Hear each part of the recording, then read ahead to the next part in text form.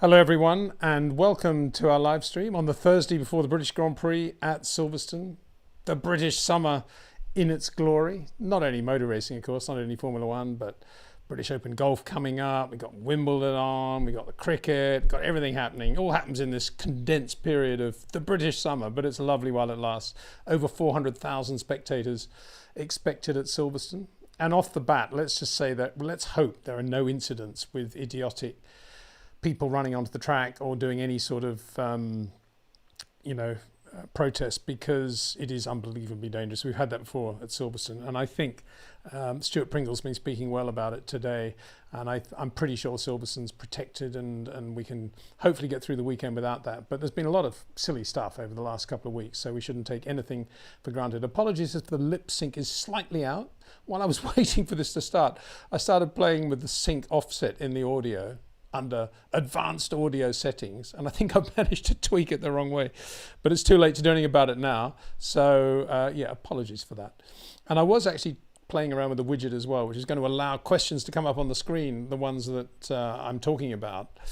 But I found that there was a glitch in, I don't think it's just my thing, I think it's in the overall planning of it, and that is that whenever I get quite a lot of, thank you to all of you, get a lot of questions coming in before we go live, and every time you play around with the computer and you change the key code, it actually seems to delete all the chat that's been in there waiting to be read. So I didn't want to do that anymore, so that's why I'm not running it this time. But the next live stream will have it all bells and whistles, I promise. Yeah, right.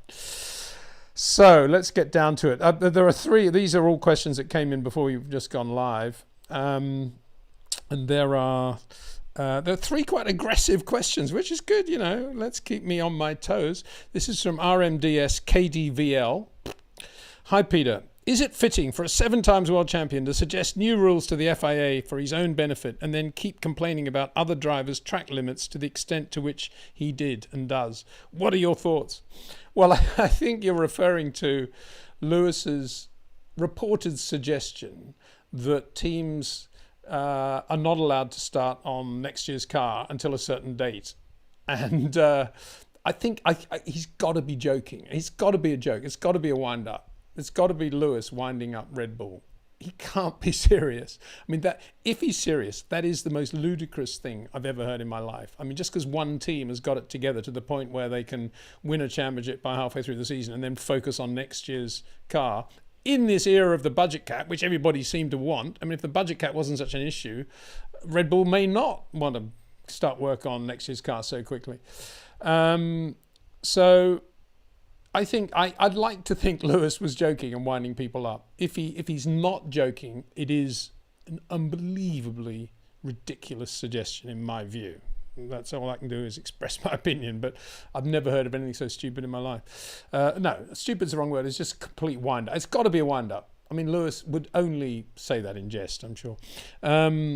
Einsterzender 84. There's another good one. My question got deleted. Well, that was one of the ones that got deleted. My apologies. But I think it was quite an aggressive one as well, because you're calling me a typical biased Brit. Well, I should let you know that I've actually got some Burmese blood in me.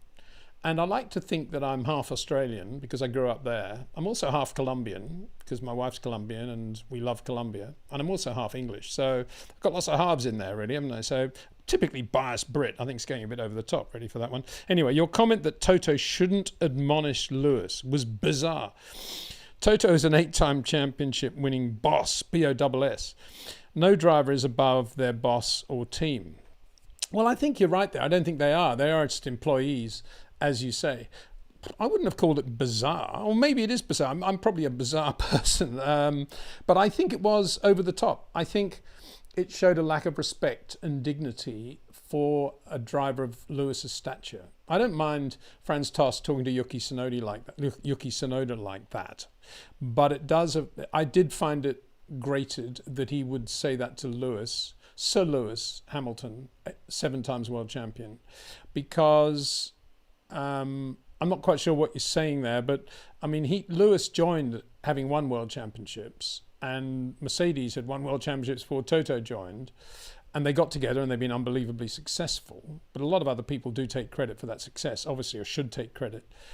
And I think that if you've got to the point where the team owner, team principal, whatever you want to call him, the boss, BOSS, feels he has to talk to his driver that way, then that to me suggests a shortcoming in something to do with the management of the team. Because if he's annoyed that Lewis is talking about the track limits thing, which Lewis was, and wanted to know if other drivers were also getting track limits to see whether or not it was just him or whether it was everyone, then that sort of thing should have been talked about before the race, and every scenario that could have happened should have been run through Lewis's mind before the race.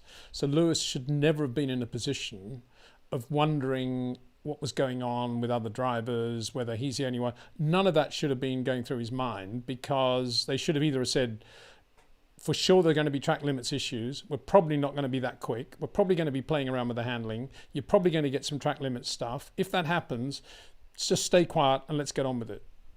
All that conversation should have happened before the race. That is my point. I'm not saying that obviously I'm not saying that Toto's not entitled to say to Lewis, keep your mouth shut and get on with your work. Of course he is. He's the team principal. What I'm saying is, I don't think that the public arena of the radio in the middle of the Austrian Grand Prix is the right place to do that. That all should have been done before the start. And that's why we didn't get a lot of other drivers complaining about it, because I would guess if you're Franz Tost and you've got Sonoda and say De Vries, you're briefing them before the race as to what's likely to happen and how to be careful, and if you do go over track limits and you do get a penalty, you will come in straight away. Everybody knew before the race how potentially disastrous it was going to be, but the only team that didn't seem to have their driver under control was Mercedes. I don't blame Sir Lewis for that. I actually blame Mercedes for that, because that comes under the heading of good driver management. That's my opinion. That's why I said I didn't like that comment, and I found it very disrespectful, actually. And look at the comments that are coming up as a result. You know, this guy has done a massive amount for Formula One. If you want to put it into a larger context, excuse me, I think I brushed the mic then. And I'm not saying that's relevant to what happened in Austria, but I do say it's relevant in the way he's spoken to publicly. That's what I think. Okay. Next one is from, I hope that makes it clear, Bruce Lee. Bruce Lee. Hi, Bruce. Hi, Peter. Cameron F1, good man, Cameron, very good, was recently chatting with a guy live. I believe his name was Bryson. Bill Bryson, probably not. And he seemed very knowledgeable about the sport. That's interesting.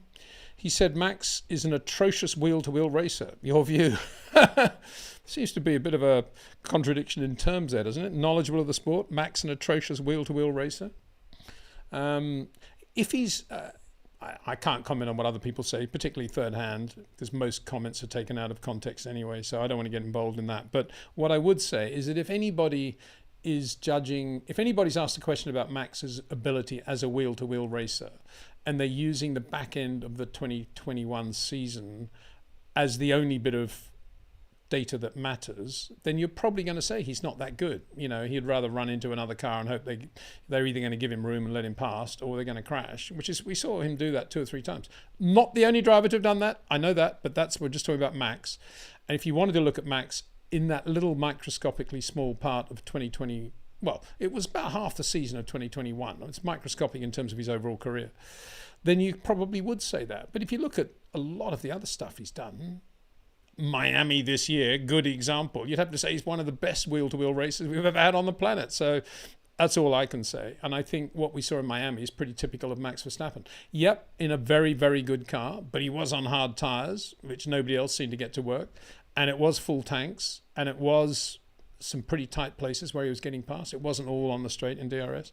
So yeah, I think Max is an excellent wheel-to-wheel racer. I call it track craft. I think he's got great track craft. You don't win as many karting championships as Max did without having great track craft, and he did have great track craft, and he does have great track craft. And I think in his first year, was it his first year, he had that thing with Kimi on the straight at Spa, and everybody said, oh, you know, he made it cut it much too fine. But he knew what he was doing. He knew it was Kimi. He knew that Kimi wasn't going to do anything silly. And, you know, that wasn't that long after that he'd been brake tested by Romain Grosjean at Monaco. So I think he's an excellent wheel-to-wheel racer with excellent track craft. M.A. Khan, thank you, all of these. I wish I could be putting your message up, but it'll be at the next one, as I say. I'm a Lewis fan, but he's coming across entitled and spoiled when he doesn't have the best car. He's been fortunate to have had the best car more than anyone in history, and he should appreciate the team. Well, do you think? I don't know. I mean, if it's the comment that Red Bull should not be allowed to start work on their new car yet, that is entitled and spoilt if he really meant that, but I don't think he did. I'd like to give Lewis the benefit of the doubt and think he's winding everybody up. So putting that out of the way, the only other thing would be the track limits thing, really, isn't it? I mean, what else is he? I mean, nobody says we win and lose as a team more than Lewis Hamilton. And I have faith in the team, and I love the team, and they're all working hard. Who else? Nobody says that much, to the point where a lot of people get turned off by it. They're saying, "Oh, Lewis going on and on." So I question whether he does complain about not having the best car. I mean, I think obvious. I mean, what's he going to do? He's in an invidious situation, because if he starts to say, Mercedes are doing a terrible job and the technical department need to get their act together and the car's a joke, it's even slower than an Alpine now, everyone's going to give him a hard time. And equally, if he says we win and lose as a team and let's continue to work hard, they all don't take him seriously. So I mean, bear in mind everything he's gone through as well. They got rid of Valtteri, which he didn't want. Obviously, the 2021 Abu Dhabi drama, and now this car being totally uncompetitive, really, since the beginning of 2022. I think he's actually, bear in mind, he's a 7 times world champion. He's not a rookie. It's pretty impressive how he's kept going and kept his cool, more or less. That's my view of Lewis. I think he's handled this situation incredibly well, and because the logical thing is, well, why didn't you sign Adrian Newey when he was there, when there was the opportunity? Why didn't we get Adrian Newey? That would be what I would be saying if people really, inside those closed doors at Mercedes, because he was there to be hired. And, they've got quite a good number of good engineers have left Mercedes as well. And when it came to 2022 and the new regulations, Mercedes completely messed it up and Red Bull got it perfect. So we're still bearing all the fallout from that. That's where we are. And Mercedes still, I mean, maybe James Allison's emphasis is slightly different within the company now, but bottom line is the problem Toto Wolff has got is no different from the problem that Freddie Vasseur's got at Ferrari, which is, I don't have Adrian, so what am I going to do? It is that, and yes, Lewis could have been pushing for Adrian, I guess, but then equally, Christian Horner's done a better job of keeping Adrian than Toto Wolff has done of keeping his technical team on top of the game. If you really wanted the direct comparison, neither Toto nor Christian are technical, but in terms of keeping the right people in the right place, Christian's done a much better job than Toto Wolff. End of story. And there's Lewis being pretty loyal to Toto despite all that. So that's my take on that. M.A. Khan. Again, same gentleman. Gary Anderson, I say gentleman, I think gentleman. Gary Anderson, good man, designed that beautiful Jordan, 7-Up Jordan. He actually designed the Anson Formula 3 car when he was, I think, still at Tyrrell, or maybe just left Tyrrell, one of the great Tyrrell mechanics. And that Anson F3 car was a lovely car as well. And who was the other guy? SON, obviously. He did it with somebody else whose name escapes me, sadly, but that was his first car. Gary Anderson, when asked who he would choose, Lewis or Schumacher, Michael, if he was a team manager, he said Schumacher without question, as he would never complain or blame the team when he had a bad car and was always positive. Yeah, well, again, I find that a bit odd, because I don't see, if anybody has not been blaming the team, it's Lewis. He constantly says, we win and lose as a team, as I keep saying. So apart from the track limits thing, what's Lewis been saying, which comes under the heading of moaning and complaining about the car? I don't think, if you think about Jochen Rindt and the Cooper Maserati, and blowing up that engine, just keeping the clutch in because he knew the engine was on the way out, and he was so annoyed with the car, he just declutched and blew the top off the engine, or the bottom out of the engine, probably was. that's getting narky about the team. Or Fernando Alonso trashing Honda the way he did. I mean, Lewis has not been doing anything like that, has he? Well, he hasn't, where in my hemisphere anyway. So in terms of that question, who would you choose between Lewis or Schumacher? It's a good question. I think Lewis is the purer driver, absolute racing driver, but Schumacher, very, very good at doing a Jackie Stewart, doing a Niki Lauda, getting very good people, getting the best from people around him as well, knowing all their names, as I've said before on these live streams, really looking after people, really getting the team to gel. That's what Michael also did incredibly well. And that's a rare talent. It's very easy for racing drivers to become quite remote when they start earning a lot of money and have a lot of fame. And Michael didn't do that. He was right there.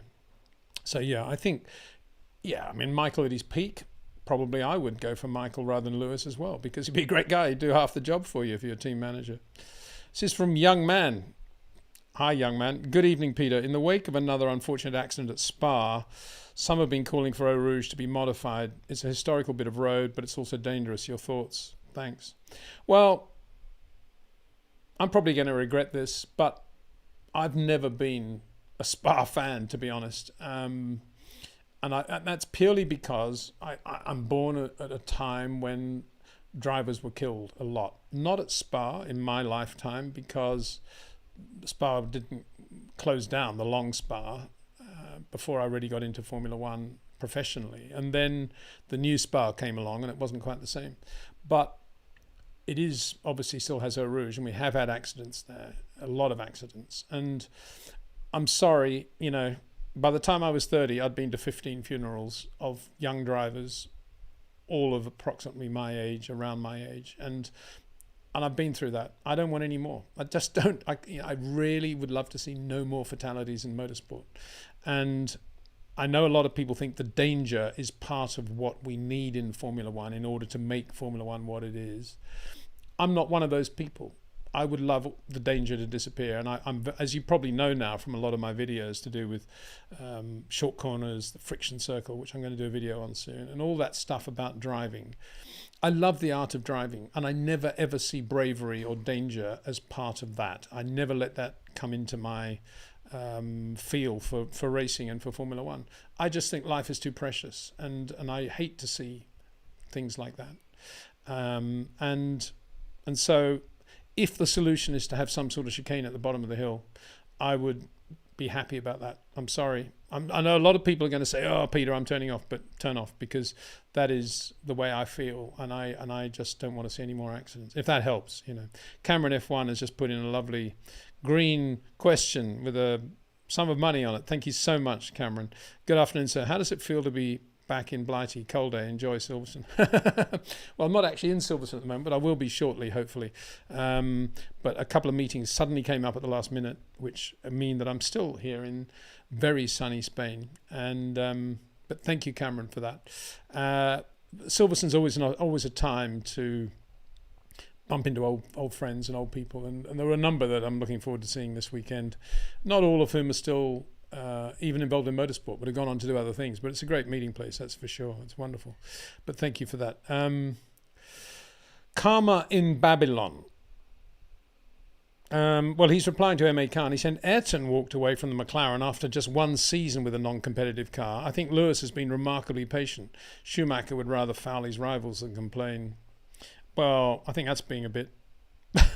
well, to some extent he's right. I mean, I think, don't forget, Frank had been courting Ayrton, ever since 1984, really. He put an offer in front of Ayrton to be a third test driver for 84, and Ayrton wanted to race, so he went to Tolman. But he was regularly on the phone to him after that, and often taking Ayrton's advice. Thankfully, he didn't take his advice to employ Maurizio Gugelmin in the other car. Nothing wrong with Maurizio, I really rate him, but Ayrton was always saying Frank should fire Nigel and get Gugelmin, and I'm glad Frank never did that, but they were very close. And eventually, when it was pretty clear that Ayrton knew that the way to go was with the Renault engine, he went to Williams. I think it was more that than completely annoyed by McLaren. Obviously, that 93 season with the Ford engine wasn't great, but he didn't do too badly, did he, on occasions with it? And Ron was always going to pull another hat out of the bag. So I think it's a little bit of a spurious comparison. A better comparison actually is Nigel. I mean, when you think how good Nigel is and was, one of the great Grand Prix drivers, 31 Grand Prix wins, how long did he have to be patient for with a bad car? But mind you, he did complain and moan a lot, didn't he? But at the same time, he was patient and he didn't just jump ship. So he started in 80 and he didn't have a decent car really until back end of 84, halfway through 84, I guess, 85 certainly. Well, no, really. I mean, the Williams in the early part of 85 wasn't very good. Terrible throttle lag problems. But mid 85 onwards with the 10B, it was a good car. Anyway, you were replying to M.A. Khan, I think, weren't you? Lots of hearts coming up. Thank you so much. That's very sweet. Who's blowing those hearts? I love it when people blow hearts at you. Brilliant. Karma in Babylon says, hi PW, thoughts on turns 9, 10 at Spielberg. Can't help thinking those turns could be epic with some tweaking and penalty free. The W14B had horrible understeer in Austria. Thoughts? Well, a lot of thoughts on that. One, I did say in the description that nobody took my advice. Nobody at F1 took my advice back in 2019 when I did that video about having electronic sensors put under the curbs, as Jonathan Palmer did with all his racetracks in the UK, would be a great thing, even photographically, because you could actually have the images coming up of the tyre going over the sensor and triggering it or not, and be coming up on screen like a sort of dismissal referral system, DRS, as distinct from DRS as we know it in Formula One. And that would be quite cool. And there wouldn't have been anything like the delays or the backlog of stuff if it was a really efficient electronic sensor that we had under the curbs at 910. And as an extension of that, if you look at, if you're talking about the expense, most tracks, it's only 1 or 2 corners where you want to have that. Most of it's self-policing. It's only weird corners like that. Not weird, but I mean, say Copse and say Stowe at Silverstone, similar example where you could have in these electronic sensors, and you'd imagine it would solve the problem.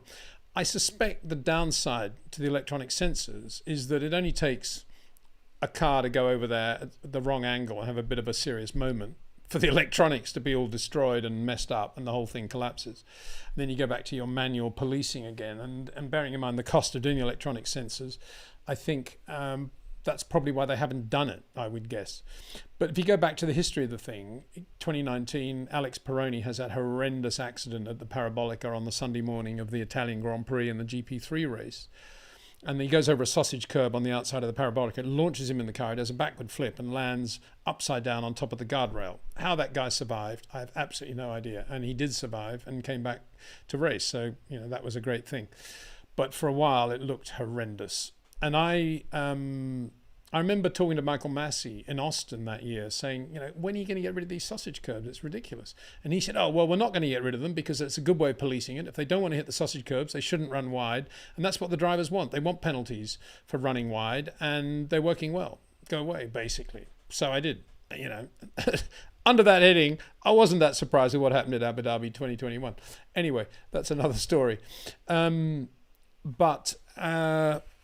What then has happened over a period of time is that the sausage curbs have got removed, which I'm very much in favour of. And if you look at the Parabolica now, it's a big sand trap on the outside, which works pretty well. The problem with sand traps on the outside of 9 and 10 in Spielberg is that the bikes don't like it. And for obvious reasons, I guess. They just dig in and a big shunt.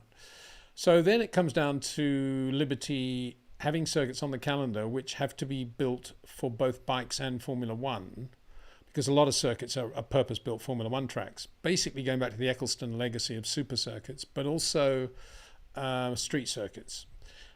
And so that's where we're at. Now, Spielberg is a very important race to F1 because it's the Red Bull circuit. So they're not about to take that off the calendar. Indeed, it's there for 2030. So it'll be interesting to see what they do. I mean, I wish I could say, and now I know what they're going to do. But it does look to me as if they're going to have to have sort of portable sand traps, if you like, that come in and then they take them out. A bit like artificial turf on top of the cricket pitch at the MCG. I think I'm right, Melbourne Cricket Ground. I think it's proper natural grass for the cricket, and then they put on artificial turf for the football. And it would probably have to be a bit like that. And you could say, oh, that's expensive. But if you want to solve the problem, it does involve spending money, I think.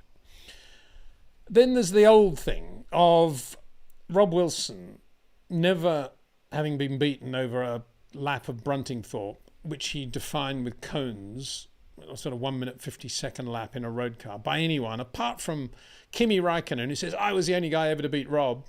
And Rob will then rejoin and say, yeah, but you knocked over a cone when you did that.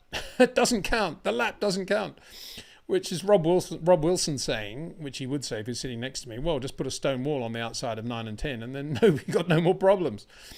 But of course, the drivers don't want that either. And probably not the team owners, I would imagine, in this budget cap era of damaging left front suspensions. So, yeah, the bottom line is, if you don't want to have a track limits penalty, you go slower, as Logan Sargent did in the shootout, when he said, I left so much going into 10, I could have been quicker. Well, but you didn't get a penalty, Logan, unlike a lot of guys. So you did the right thing.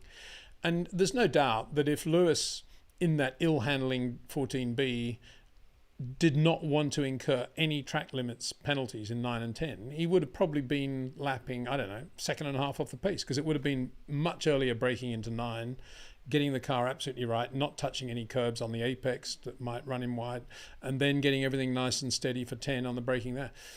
And you'd say, well, if that's the penalty he has to pay, then he pays it.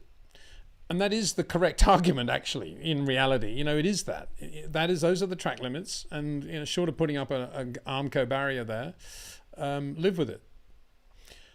In terms of the 14B having terrible understeer, well, what they did was basically mid-race, as far as I can see. They made their friction circle smaller. The whole circle became smaller. They just took downforce out of the front to try to balance a wayward rear, which is one of the rules of racing that you never ever do. You never take downforce out of a car to get a balance. You always try to trim it, but you don't get, just to reduce the grip at the front in order to make it compatible with the rear is really going backwards. And that's what they did. And that's why he ended up with horrendous understeer. And, you could see it. It was just pathetic. And that's why I said the back end of my video, it was shocking to hear that Lewis couldn't get that car into that corner. At this level of motorsport, a driver of that quality, a team of that quality, with the facilities they've got. And James Bowles made a very good point, didn't he, when he was talking about what it's like working at Williams now compared with Mercedes, and the benefits that the top teams, with all that facility they have, locking it into the budget cap, is a huge advantage for them, actually, which none of those midfield teams clamoring for the budget cap seem to take into account. And now he's at Williams and he knows all the things he wants to buy, the trick things he wants to buy in order to take Williams up the grid, but he can't do it because of the budget cap. And it's that. And given all of that, for Mercedes to be taking front wing out because they got so much oversteer is just so sad. That's the only word you can describe. And that's why the car was so bad. And you know what? There were comments. I think it was George that said on the Friday in Austria, we knew this would be a tough circuit for us. Well, like everybody in Formula One, you guys probably, I've got mates at Mercedes, and they tell me that they were convinced they'd go really well in Austria. Really well. So that's what we heard from the drivers. I think it was George. It was complete nonsense. They thought they would go well. And here's the problem. They don't know why they were slow. And most people in motorsport that I know, and I take their word for it, and I kind of think it's the same thing, is that if your car goes well in Austria, there's a pretty good chance it's going to go well at Silverstone. So, what was that all about? There's so much stuff going out on the media these days, and a lot of it is so spurious that you've got to really question it. And that's why, when what do you think about Lewis saying that Red Bull should not be allowed to develop their 24 car in the 23 season or up to a certain date or something? I just think, did he really say that? Because there's so much stuff out there that just doesn't make sense. And yes, Mercedes have got a front wing update. They've got a few other bits and bobs coming. But at the moment, if you don't know why, here's the thing about Mercedes. Quite clearly, they didn't know why they were quick in 2021 because they couldn't parlay any of that knowledge into the 2022 car. Admittedly, completely different regulations, but nonetheless, building blocks are building blocks and knowledge is knowledge. And to go from 21 to 22, off the edge of a precipice is unbelievable, really, in terms of the building blocks that team actually has. And now they're leaving Austria, not knowing why they were slow, and cramming on more upgrades for Silverstone, hoping that it'll be really quick. I hope it will. I hope Lewis magically and George have really quick cars, and they're right there all weekend. Fingers crossed, but hard to imagine that off the back of Austria that's going to happen, because they don't know why they were slow in Austria. That's the scary thing. If they knew why they were slow, they wouldn't have been slow, obviously. So there, yeah, thank you, Karma in Babylon. That was a really nice question.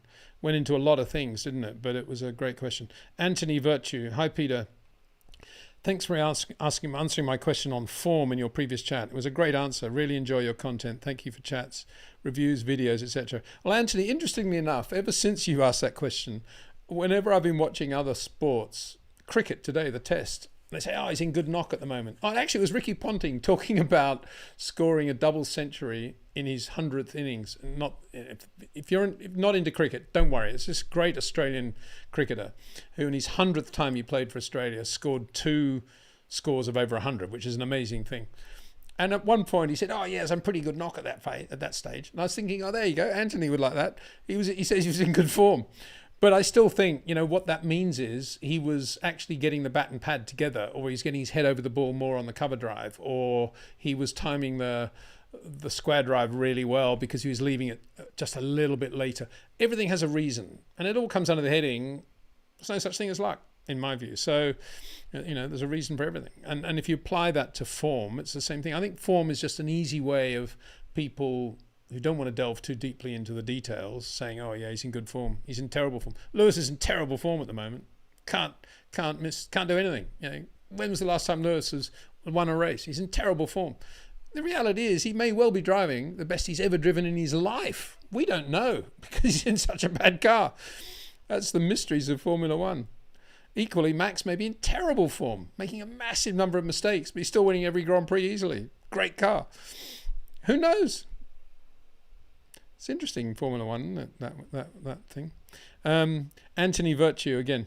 Which drivers of the past stick out in your mind as the practical jokers, best sense of humour?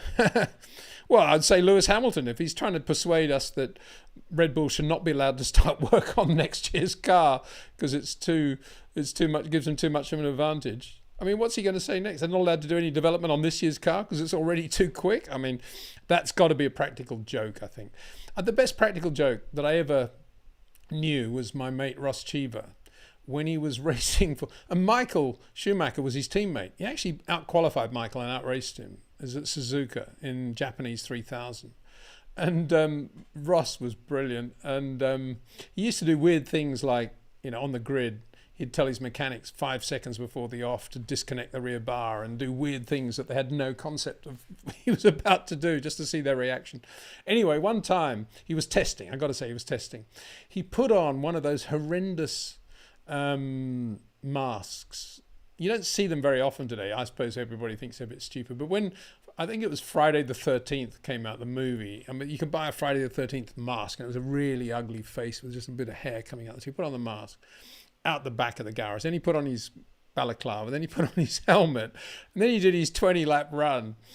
And, and he came in, got out of the car, took off the mask, and that was his face. And the mechanics just bolted out of the garage. Brilliant. You don't see drivers doing things like that anymore, do you? They're probably not allowed to. So, yeah, that was one of the good ones. I mean, there's the famous Gerhard Berger throwing Ayrton's briefcase out of the helicopter, which I don't put under the heading of practical joke. I think that was a bit silly. In the same way, I think Nigel Mansell throwing Jackie Oliver's briefcase into the swimming pool at Las Vegas in '82 was a bit stupid as well. Oliver thought so at the time. I think there have been a lot of them over the years. Practical jokers. The worst ones are mechanics, of course. And they probably don't do it very much these days because they don't mix as much as they used to, and they don't sort of take the pee out of one another as much as they used to. But the mechanics used to love putting the windscreen washers facing the wrong way so it wouldn't clean the windscreen on your road cars. especially the driver, obviously, and things like that. And I did a race once at Monza, and it was one of these journalist races. It was pretty cool. You shared it with a Grand Prix driver. On this occasion, I was sharing it with Stefan Johansson, and we were in Fiat Ritmo turbos, and I was on the front row of the grid, even though I didn't use much chicane curb. But I remember I think it was Piquet actually came up to chat to me. I was on the grid and Stefan was next to me. I was driving, Stefan was next to me, and Piquet came up. Oh yeah, I was pretty good mates with Piquet, and he was chatting away. Of course, while he was chatting, he was about to turn off the ignition, which he did, and took the key. And we're literally 2 minutes before the start of the race. Anyway, there you go, Nelson Piquet for you. So there you go. Lots of idiotic people in Formula One. Karma in Babylon again. MA Khan. I meant to say Ayrton wanted to leave after one season, non-competitive. Yeah, well, we got your point. Prost vetoed the move, so Senna had all of 93 to grumble about. Did Prost veto the move? I don't think he did. Did he? Was Prost Damon? I don't think Frank was going to... I mean, Prost was in that car by, late August 92 with Elf and Renault behind him. So I don't think Frank was in a position to run Ayrton in 93. Not to my knowledge, anyway. M.A. Khan, when studying the drivers, Leclerc is so talented. We're not seeing the best of him. He's the closest to Max in terms of how he drives. To me, he has the raw talent of Max, but is not as refined. Yeah, I think that's absolutely right. I think he does have Max's raw talent. He's a short corner driver. He's got tremendous compactness about his driving, but he's very good under pressure because he's a very good short corner driver who can think in systematic ways. But he's currently a little bit messier than Max because of the situation he's been in. I mean, his career is not on track. Max's career is on track. Max knows what he's doing every day and how good his car's going to be and what he has to think of next to get the best from it and from him. Whereas, as I've said before, Charles has to think of a million things, or does think of a million things, apart from his driving, which is, what's happening at Ferrari? Do I want to be there? Can I go somewhere else? Is the car going to be good at Silverstone? Bearing in mind it went pretty well in Austria. Why was I not very good in the semi-wet for the last 3 occasions? Why is Carlos Sainz looking a bit better in a couple of areas? All these things are there, and that's why he's not looking quite as sharp as Max. What did you say? Which word did you use? Not as refined. Yeah, I think that's a good word. Yeah. Tristan Shaw, do you think we're lucky to have Verstappen, Leclerc and Hamilton on track together? Did previous eras have more or fewer top-level drivers on track at once? Well, there's the famous shot, of course, of Ayrton, Prost, Piquet, Mansell sitting on the pit wall together. That was a pretty good foursome, wasn't it? And they all had pretty good cars at that point as well. So, yeah, most eras have always had a number of very good drivers. And, yeah, we are fortunate to have these three, absolutely. And I think it's a point. Well, you're saying lucky, actually, yeah, but fortunate. I think that's something you should always remember. We shouldn't take these guys for granted because just watching them do what they do at the level at which they do it is in itself a joy. All the other things are bolt-ons. And watching Lewis in a way driving a bad car is actually quite interesting because you see, I'm not talking about how he reacts on the radio, I'm talking about how he physically drives the car. Longer corners, trying to get the tyres to work a bit more. We're seeing a lot more car control from Lewis than we ever saw when the car was really good. I mean, that's fun to watch. We don't see that much car control from Max because he's very rarely more than 4 or 5 degrees out of line, but we see it quite a lot with Lewis. And we see him using more curb than he would normally want to use, probably because it's one way to get the lap time, and we're seeing car control there. So, and the same with Leclerc. We're seeing some unbelievable white-knuckle laps from Leclerc in qualifying, and he drove well in the race in Austria, no doubt about that. And it's a big mystery as to why he was so slow or not very good. Well, he was so slow, wasn't he? He was terrible in the sprint race, and yet so good in the Grand Prix proper from the front of the grid. Hey, Peter, I'm from Somalia. Love the streams. Thank you very much. Do you have any book recommendations to learn about the technical side and history of Formula One?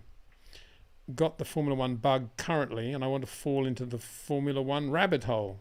Oh, well, I hope it's not a rabbit hole. I hope you've got a vision of the rest of the world, even when you're in the Formula.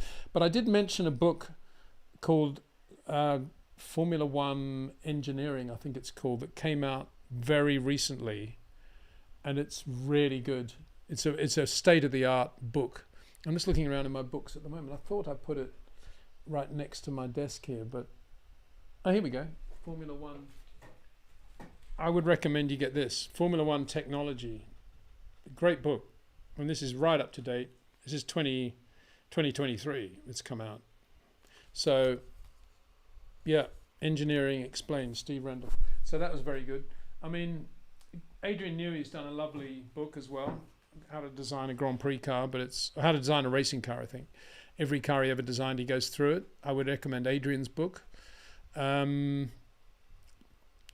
back to the 60s, you've got the famous David Phipps book, which he did with Mike Costin, which was about racing technology, worth having because it's probably going up in value these days if you buy one on eBay. And in terms of other books, I think Jim Clark at the Wheel is still one of my favorite books anyway. I love it. Sam Posey wrote a book called The Mudge Pond Express. I'd recommend that to anybody. I mean, Sam didn't do much in Formula One, raced a couple of times in America, but fabulous racing driver and still is a wonderfully eloquent speaker, artist, architect, and an incredibly good writer. So The Mudge Pond Express.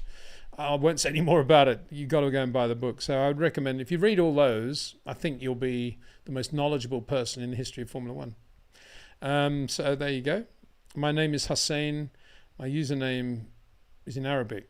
Couldn't recognize that. Yeah, I can't recognize the Arabic script, but thank you very much, Hussein, for that. Harshal Palmer.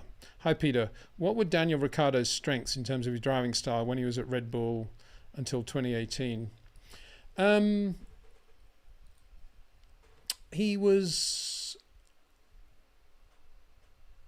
think he drove very like George Russell. I think he was, slightly longer corners than you'd see a Charles or a Max now using, but very precise and I think he had the seamless turn-in of a Alexander Albon combined with the native feel for racing of George Russell.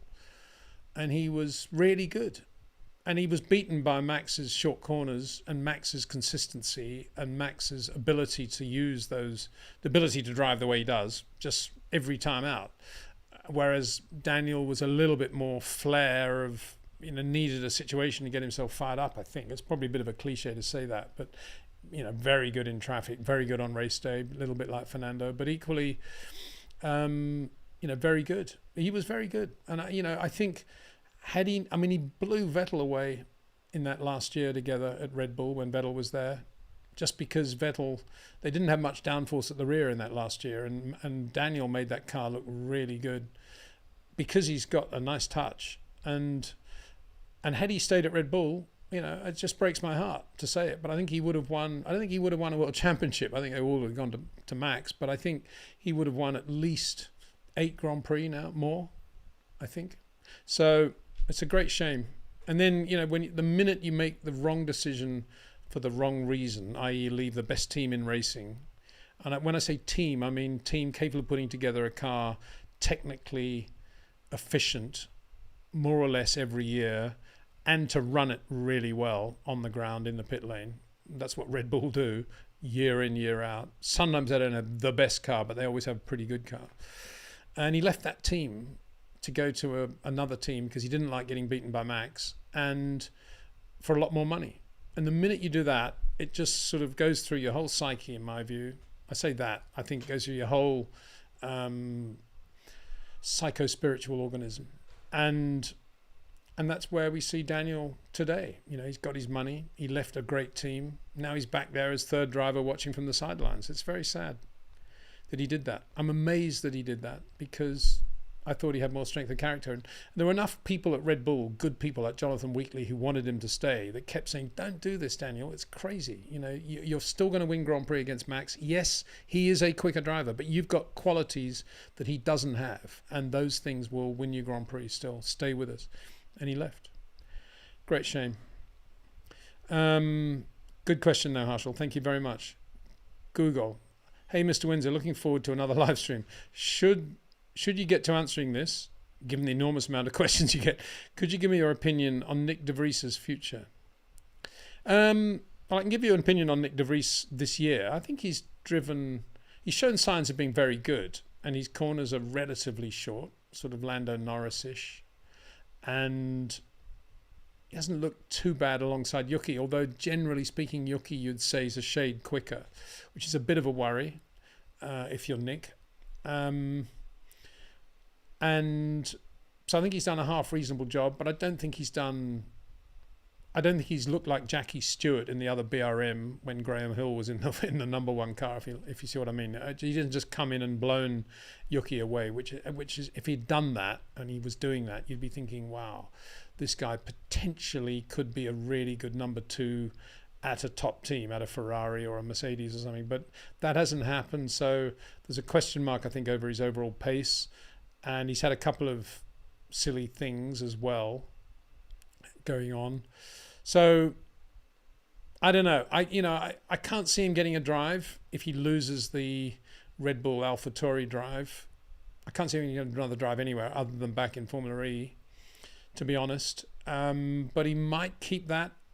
But I don't know why they hired him in the first place. So I can't even really give an opinion on what his future at Red Bull is, because I don't understand why they hired him. If it was just the euphoria of what he did at Monza, as I said at the time, it was impressive, but it wasn't as unbelievably brilliant as people made out. It wasn't that difficult to jump into two cars in one weekend. It's not that difficult. So with these cars, there's a lot of to go reasonably well. And don't get me wrong, he's a talented guy. He's a nice guy. He's intelligent, but if Red Bull don't keep him, I don't think he'll get another Formula One drive. That's my opinion. And I think if they don't keep him, he'll probably go back to Formula E and do a very good job there. Might go to America, maybe. Probably do quite well there, I think. So there you go. Joe Spiker, F8, 8, Roman numerals, the last 8. Wow, that's a name. Hey, Peter, if you were team principal of the current teams, how would you manage the different drivers? What would you help them with, or tell them to stop, or send them to others to improve? Well, a couple of times you've heard me saying, either on videos or here, that should have been talked about before the race. Now, I don't hear all the radio, so we don't know how much we're not hearing and how much that happens at other teams. It seems to happen quite a lot at Mercedes. I remember, where was it? Barcelona? Somewhere relatively recently, Lewis was accelerating away and said, wow, there's quite a lot of rubber on the dirty side of the grid or something. Well, I'm thinking, well, why didn't they sort that out well before the race? You don't need the driver noticing that. That should have been done with homework before the race.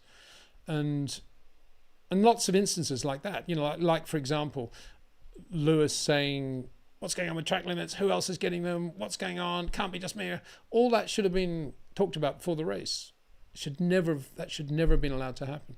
So what I'm saying is, a lot of being a team principal, team manager, if that's the right word.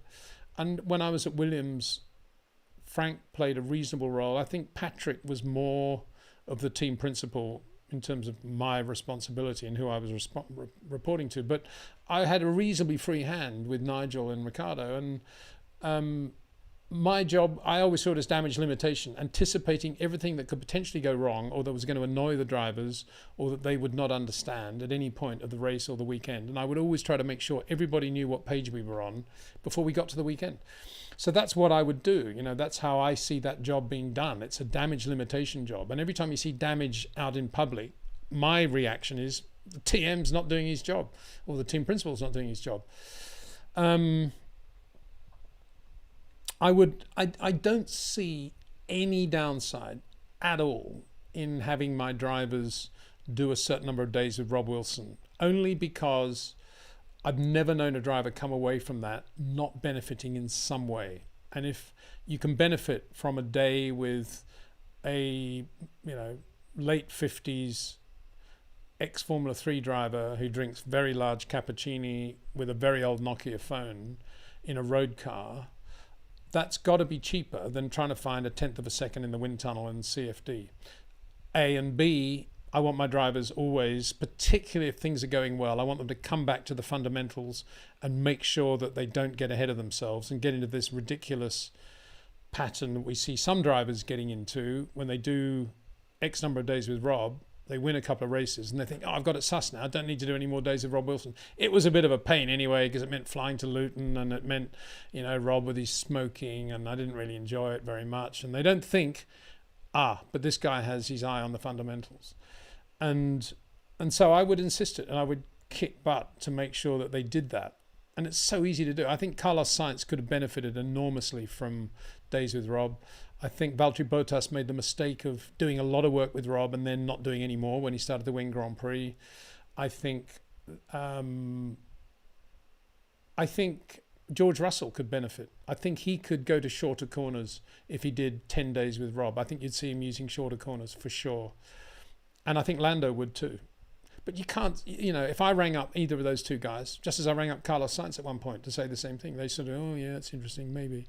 I won't mention him because I don't want to drop him in it, but I actually had a long talk to a very good Formula 3 driver recently for about 25 minutes in the paddock, explaining to him what Rob does and how he could possibly help him. And he said, yeah, this is brilliant. And I gave him Rob's numbers. And then the message came back, I'll talk to my manager about it. And of course, the minute I saw that, I thought, well, that's not going to happen because the manager hasn't got a clue, for sure. And I was right. Nothing happened. And, I just think it's so simple.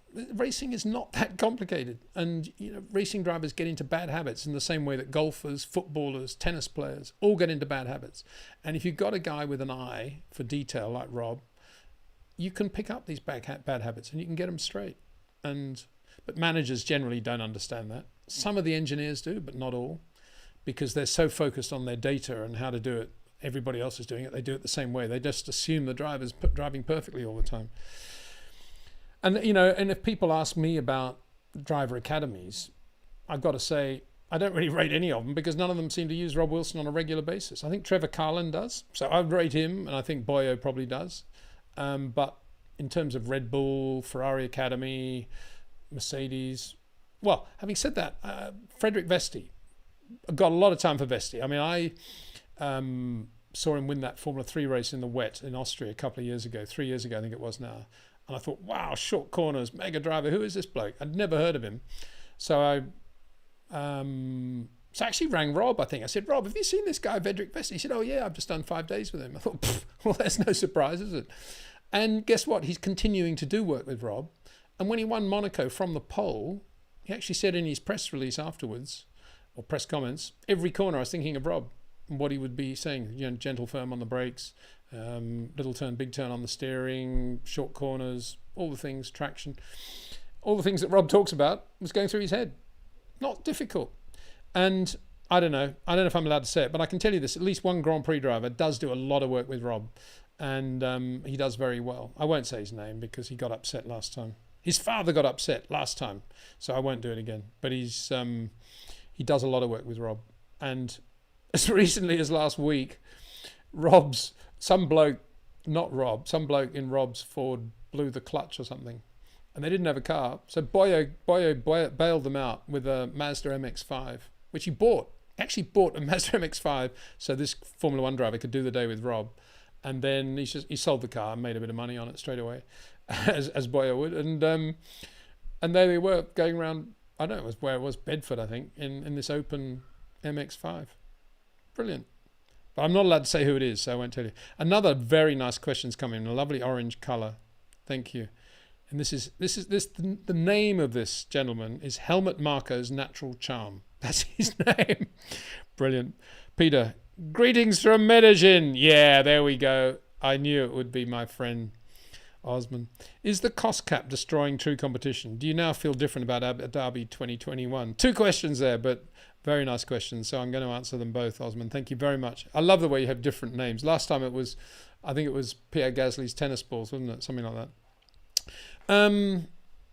I think the cost cap is. I've never been a fan of the cost cap, as you know, because I think there's so many holes in it anyway, because it was nonsense. A, that's one reason. And B, I think that we've been robbed of the thrill of knowing that Ferrari and Mercedes are spending trillions getting a brand new all-out Red Bull copy car for the British Grand Prix, which they build in 3 months. All that's gone because they're not allowed to do it because of the cost cap. And I used to love that about Formula One. I used to love it that you'd have Lotus totally uncompetitive at Monaco, and then by Silverstone they had a brand new car. Gerard Ducarouge had changed the world, and suddenly Nigel was on the front row of the grid or whatever. It was brilliant. That's what Formula One's all about, that massive response time that we have. Sorry, massively quick response time that we have. And that's all been killed by the budget cap. Thank you very much. And then what else don't I like about the budget cap? Well, you know, it was supposed to help all these midfield teams and the back of the grid teams that can't compete because they don't have enough money, even though they don't have enough money because they're at the back of the grid, vicious circle. And now we've got James Voles very correctly saying, well, the problem is Williams, because where we are, we're a victim of the budget cap because we can't spend any money to get the facilities we need in order to compete with Mercedes, who have much better facilities. So in every dimension, the cost cap is nonsense, in my view. And do I now feel different about Abu Dhabi 21? No, not at all. I feel absolutely disgusted. As time goes on, I don't think there's a single day when I don't think about the lunacy of what happened there and how bad that was for the soul, S-O-U-L, because it was completely wrong. I mean, Lewis drove beautifully in that Grand Prix. His opening lap was one of the best opening laps I've ever seen. He won that Grand Prix, and it was taken from him by abuse of the rules in the last lap. I'm not saying Max Verstappen did not deserve to be world champion. I'm not saying that. What I'm saying is it was a total injustice for Lewis. And I know championships are not won and lost in a race. But what happened, you're asking about Abu Dhabi 21, and I think it was disgusting. And I still think so. And I have to say, I wasn't impressed with the way Mercedes handled it. I think they got outdone on the radio by Jonathan Wheatley at Red Bull. He outdid, I don't know, I guess it was Toto Wolff in there batting for Lewis at that point. But Red Bull won that battle of the radio frequencies with Michael Massey. And then afterwards, I think Mercedes gave up much too quickly with the legal situation, much too quickly. As we've seen, you know, quite capable of changing results after the race these days with the track limits thing, with protests, all the rest of it. All goes back to 1966, Surfers Paradise 12-hour race when Frank Maddich and Peter Sutcliffe clearly won in the GT40, and Peter Sutcliffe was in South Africa when the news was announced 5 days later that the win had been given to David Mackay and Andy Buchanan, I think, because of some miscount on laps. But everybody accepted it. 5 days later, they changed the race win. So ever since then, it's been a part of Formula One, I guess. We've all accepted it. And there's 73 Canadian Grand Prix. Everyone was celebrating the history of the safety car. First time it appeared. Well, that race, there were about 5 different winners, weren't there? This is another nicely coloured question. CLP 2500. Thank you very much. Don't know how much that is, but I think it's just fortune for sure. I hope you're having a good day, sir. Any particular era cars regulations as your favourite? Thanks. Name is Rena. Hi, Rena. Lovely question. Thank you very much. I've got a huge book on my coffee table here. One of the things about moving that's been a real pleasure has been having a big coffee table and putting coffee table books on it. As distinct from Kramer's coffee table book that actually has legs and becomes a coffee table, I actually put the books on the coffee table. So there's lots of lovely books, courtesy of Matt Bishop when he's McLaren era, David Tremaine's books he did. But I've got one at the moment just called 1965, which is my favorite era. And my brother-in-law was looking through it today. Doesn't speak much English. I just said 65, the best year. And he looked at me and said, really? I said, yeah, okay, Martin Luther King, Vietnam War. It wasn't perfect. A lot of racial unrest in the United States. But a lot of good things happened in 65. A lot of very cool things happened. And it was just before sponsorship in Formula One. It was the 1.5 litre formula. The cars were gorgeous. racing drivers wore light blue Dunlop overalls, open face helmets. Jim Clark was the epitome of the whole thing in his Lotus 33B. To my mind, the most beautiful Grand Prix car of all time. And the regulations were pretty good because the 1.5 litre Formula One cars were commensurate with the racetracks in terms of safety. And nobody was killed in 65 in an important Grand Prix at a very, as we now know, a very dangerous era. No seat belts, fuel tanks the way they were in the aluminium chassis, no rollover bars. Fire was very easy to start, and but 65 was a very safe year, relatively safe year. Obviously things happened across the broad spectrum of motorsport, but in Formula One it was a relatively safe year, and the cars were beautiful, and I just loved it. I just loved 65, and I wish things never changed. And it was still, if I could go back in time, I wasn't there of course, but if I could be a journalist at all the races in 1965, it would have been brilliant, because there probably would have only been about 3 journalists at some of the races, the overseas races particularly. And you would have asked all the questions that nobody seemed to ask at the time, actually, because it just wasn't done for the journalists to do interviews and talk to the drivers very much. If you look at Dennis Jenkinson's reports from 65 in motorsport, no quotes at all in any of them, no quotes. It's all just long paragraphs of text. So yeah, I would have, imagine being around then, before social media, but just being the voice of Formula One in whatever you were going to write and all the drivers you're talking to. Wouldn't have been just wonderful, wouldn't it? So anyway, there you go. M.A. Khan again. Thanks for all your questions, M.A., if I may call you that. Adrian Newey said in 2016 that a young Max reminded him of Nigel. Do you think he was referring to their driving styles or how they conducted themselves behind the scenes? No, I think he's referring to their driving styles.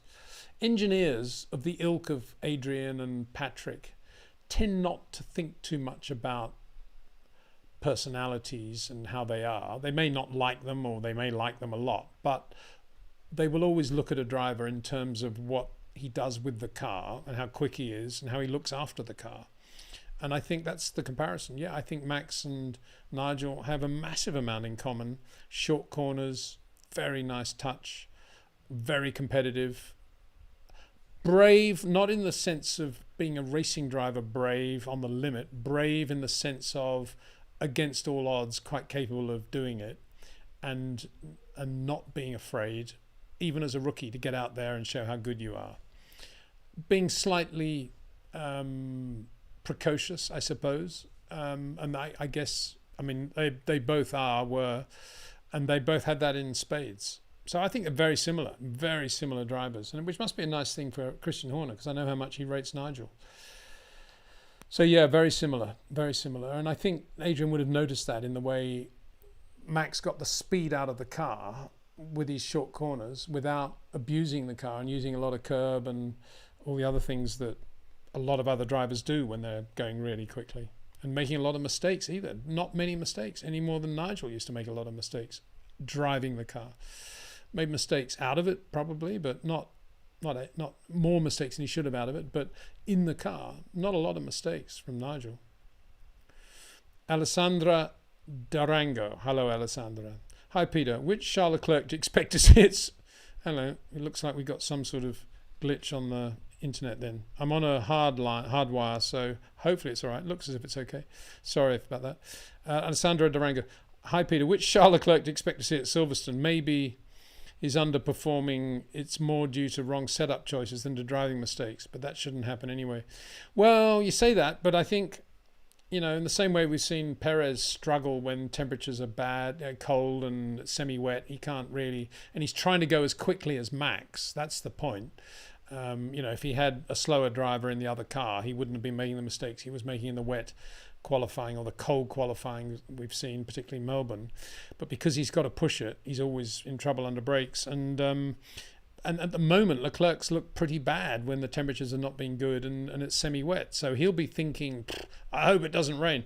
And at the moment, I think the forecast is rain on Saturday, hot Friday, dry Sunday, sultry Sunday, but I think Saturday's due to be wet.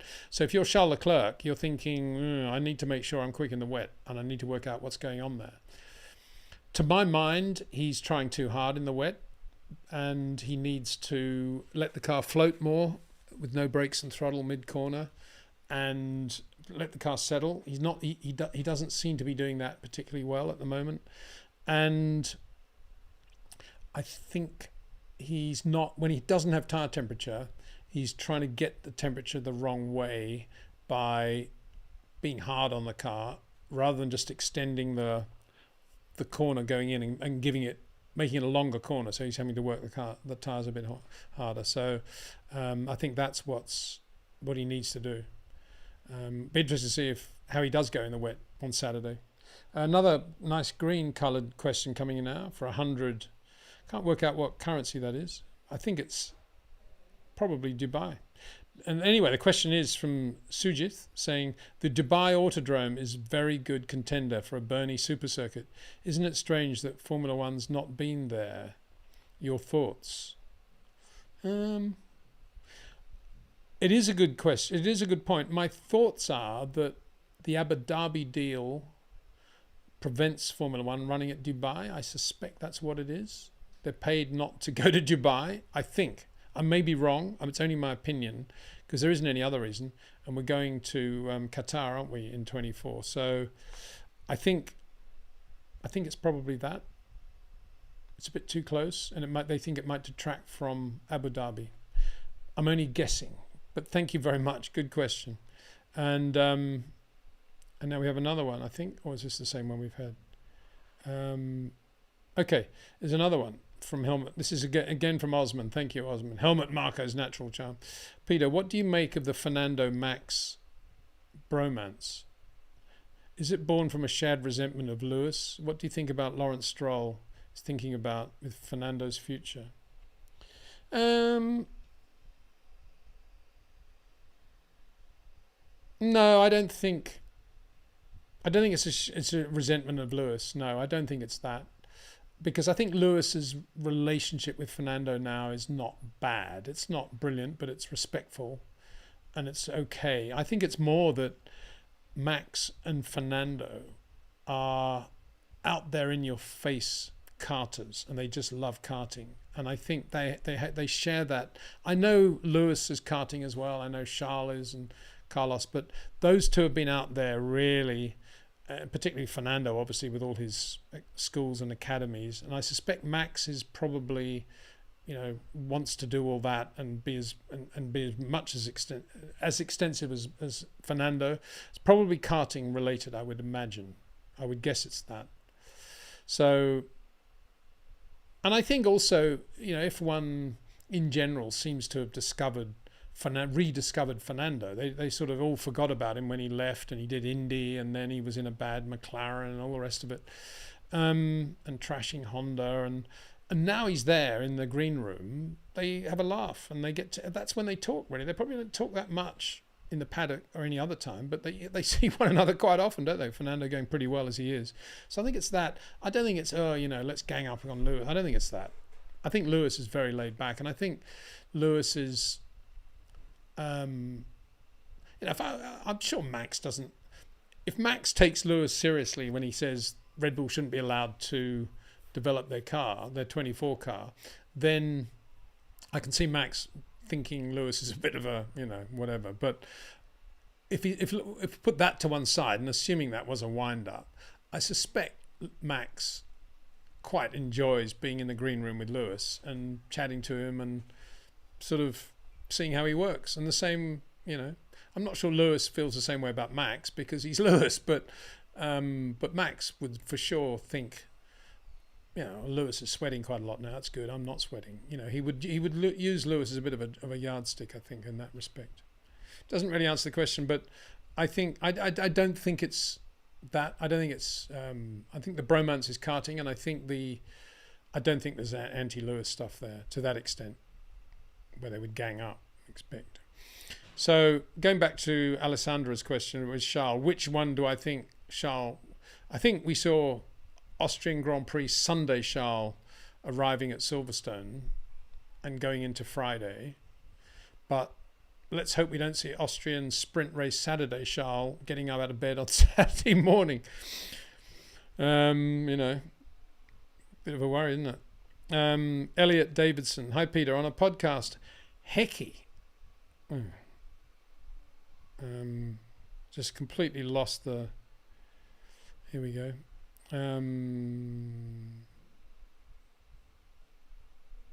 Sorry, I've lost the whole thing. Just jumped like crazy.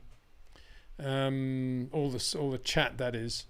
So I'm going back to where I was reading the question. It rudely jumped. Oh, wow, it's a lot of questions. I'm not going to be able to get through them all, am I? Wow, so many questions. I didn't realize that. That's why it jumps, because there's so many questions. It just wants to get them out, get going. I'm not quite sure what to do about this. Up and up and up. Sorry, everybody. Just bear with me.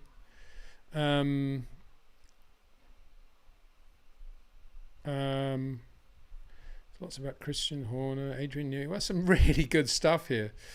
Oh, wow. Going up and up and up.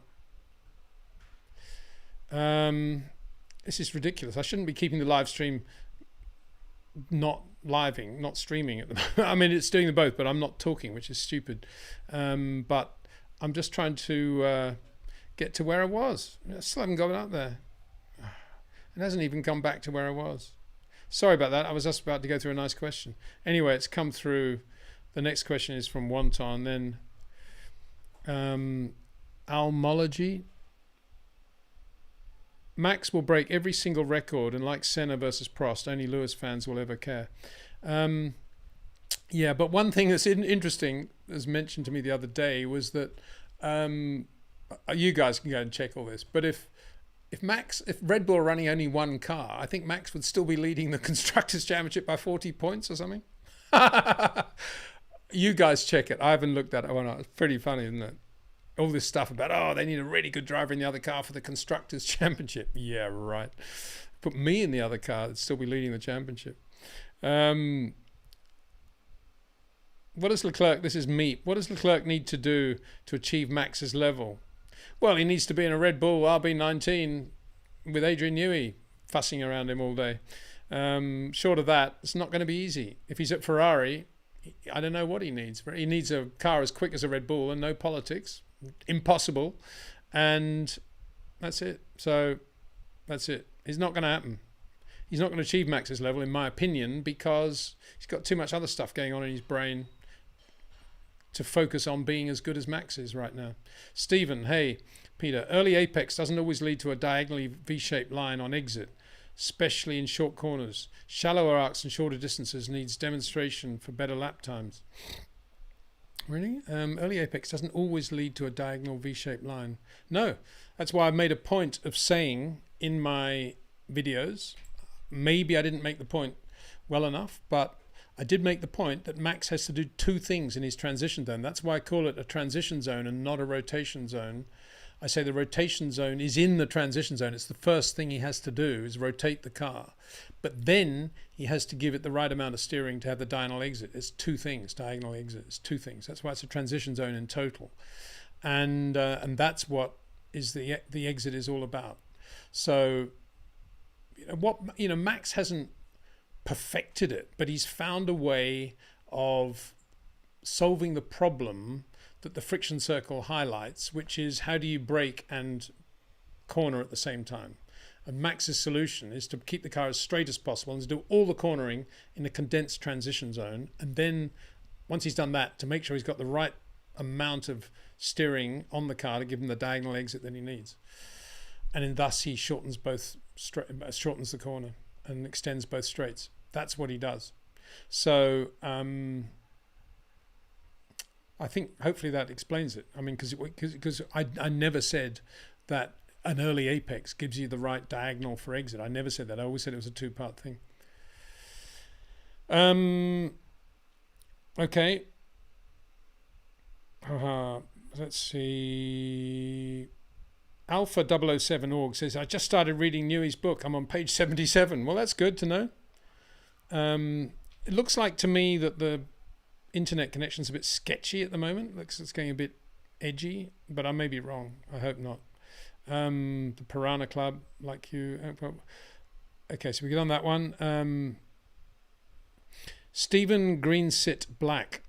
Hi, Stephen. Hi, Peter. Is there a reason why you never mention Fernando in the same breath you mention Max, Lewis, and Charles? Is it because you don't think he's as good? Thanks. I think so far as great Grand Prix drivers go, Fernando is definitely in that, under that heading. He's a great Grand Prix driver. I don't think that technically the way he drives puts him in the bracket of Lewis, Max, and Charles, because his corners aren't as short and his initial turn-in is very abrupt.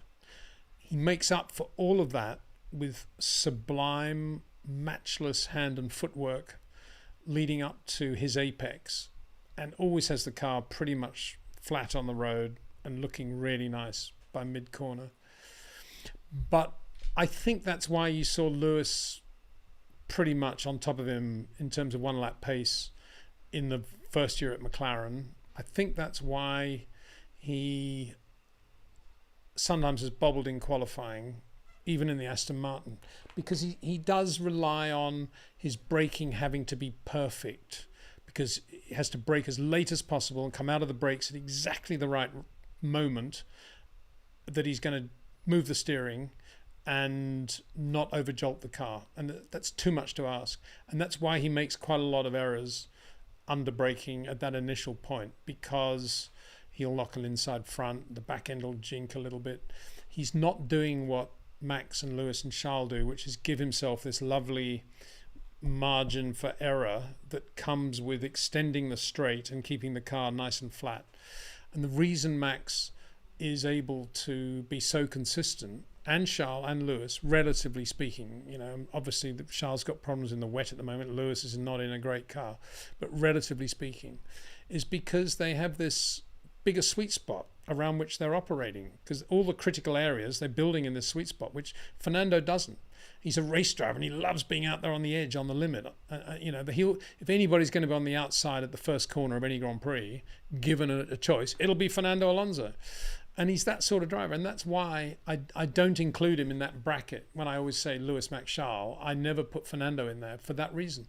But I would put him in there if I'm thinking of great Grand Prix drivers over the history of the sport, what they're capable of achieving in bad cars in a Grand Prix on a Sunday when they're a little bit under the limit of what the car can do, but they've got to bring it home and they're just nursing something. Of course I would put Fernando in there.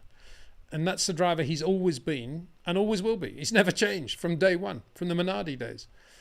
And he's great to have. But I'm talking about the purity of technical perfection of a short corner driver. And I would not include Fernando in that bracket, no.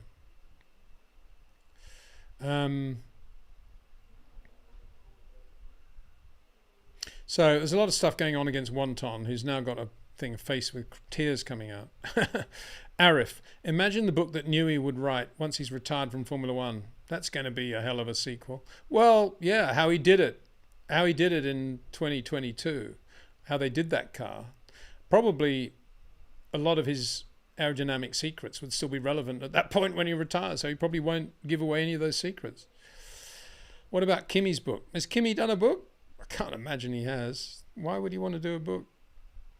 I mean, it'd be a great book if he did, but I can't imagine that he would want to do a book. He's got much better things to do, like, hang around doing nothing. Raul, what? Don't mention Alonso in the same breath. Madness. Well, Raul, I'm sorry. Obviously, you haven't heard my answer. You hadn't heard my answer when you wrote that. But I don't think it's madness. I mean, if you think Fernando is a great short corner driver who's very compact in the way he operates, and brakes diagonally into the corner, then great. I've never seen him do that ever. But then, if you have, you're entitled to your own opinion. Central 99. Put Max in a Ferrari and Leclerc in a Red Bull. Leclerc wins the championship easily, just like Max. Yeah, I think he would. But what does that prove? It just proves that the Red Bull's a better car than the Ferrari, doesn't it? I don't think anyone would disagree with that, would they? This guy, Raul, says at the top is Max and Alonso. Behind that, Hamilton. And then you've got the likes of Leclerc and Norris. Well, I totally disagree with you, Raul. Mind you, if you're talking about race drivers making the best of situations, managing cold tyres, yeah, maybe you'd put Alonso right up there with Max. But if you're talking about perfection over the lap, which is what I've been talking about and have been talking about on all those videos, I wouldn't put Alonso in there at all. So why would you, Raul? That's my question. Crypto Knight. Leclerc isn't good under pressure. He crashed several times under pressure without another car in his vicinity. Well, but no cars in his vicinity. What was the pressure? Yeah, I mean, the big one was Ricard last year, wasn't it? And that was terrible. Was it last year or the year before? I can't remember now. But he was just going quickly, wasn't he? And went off, just trying to come in. It was before his pit stop. And obviously the tyres were near the end, but no excuse. And went off. That's why I say, he's got a lot going on in his brain. And Max doesn't. Max is in a much nicer place.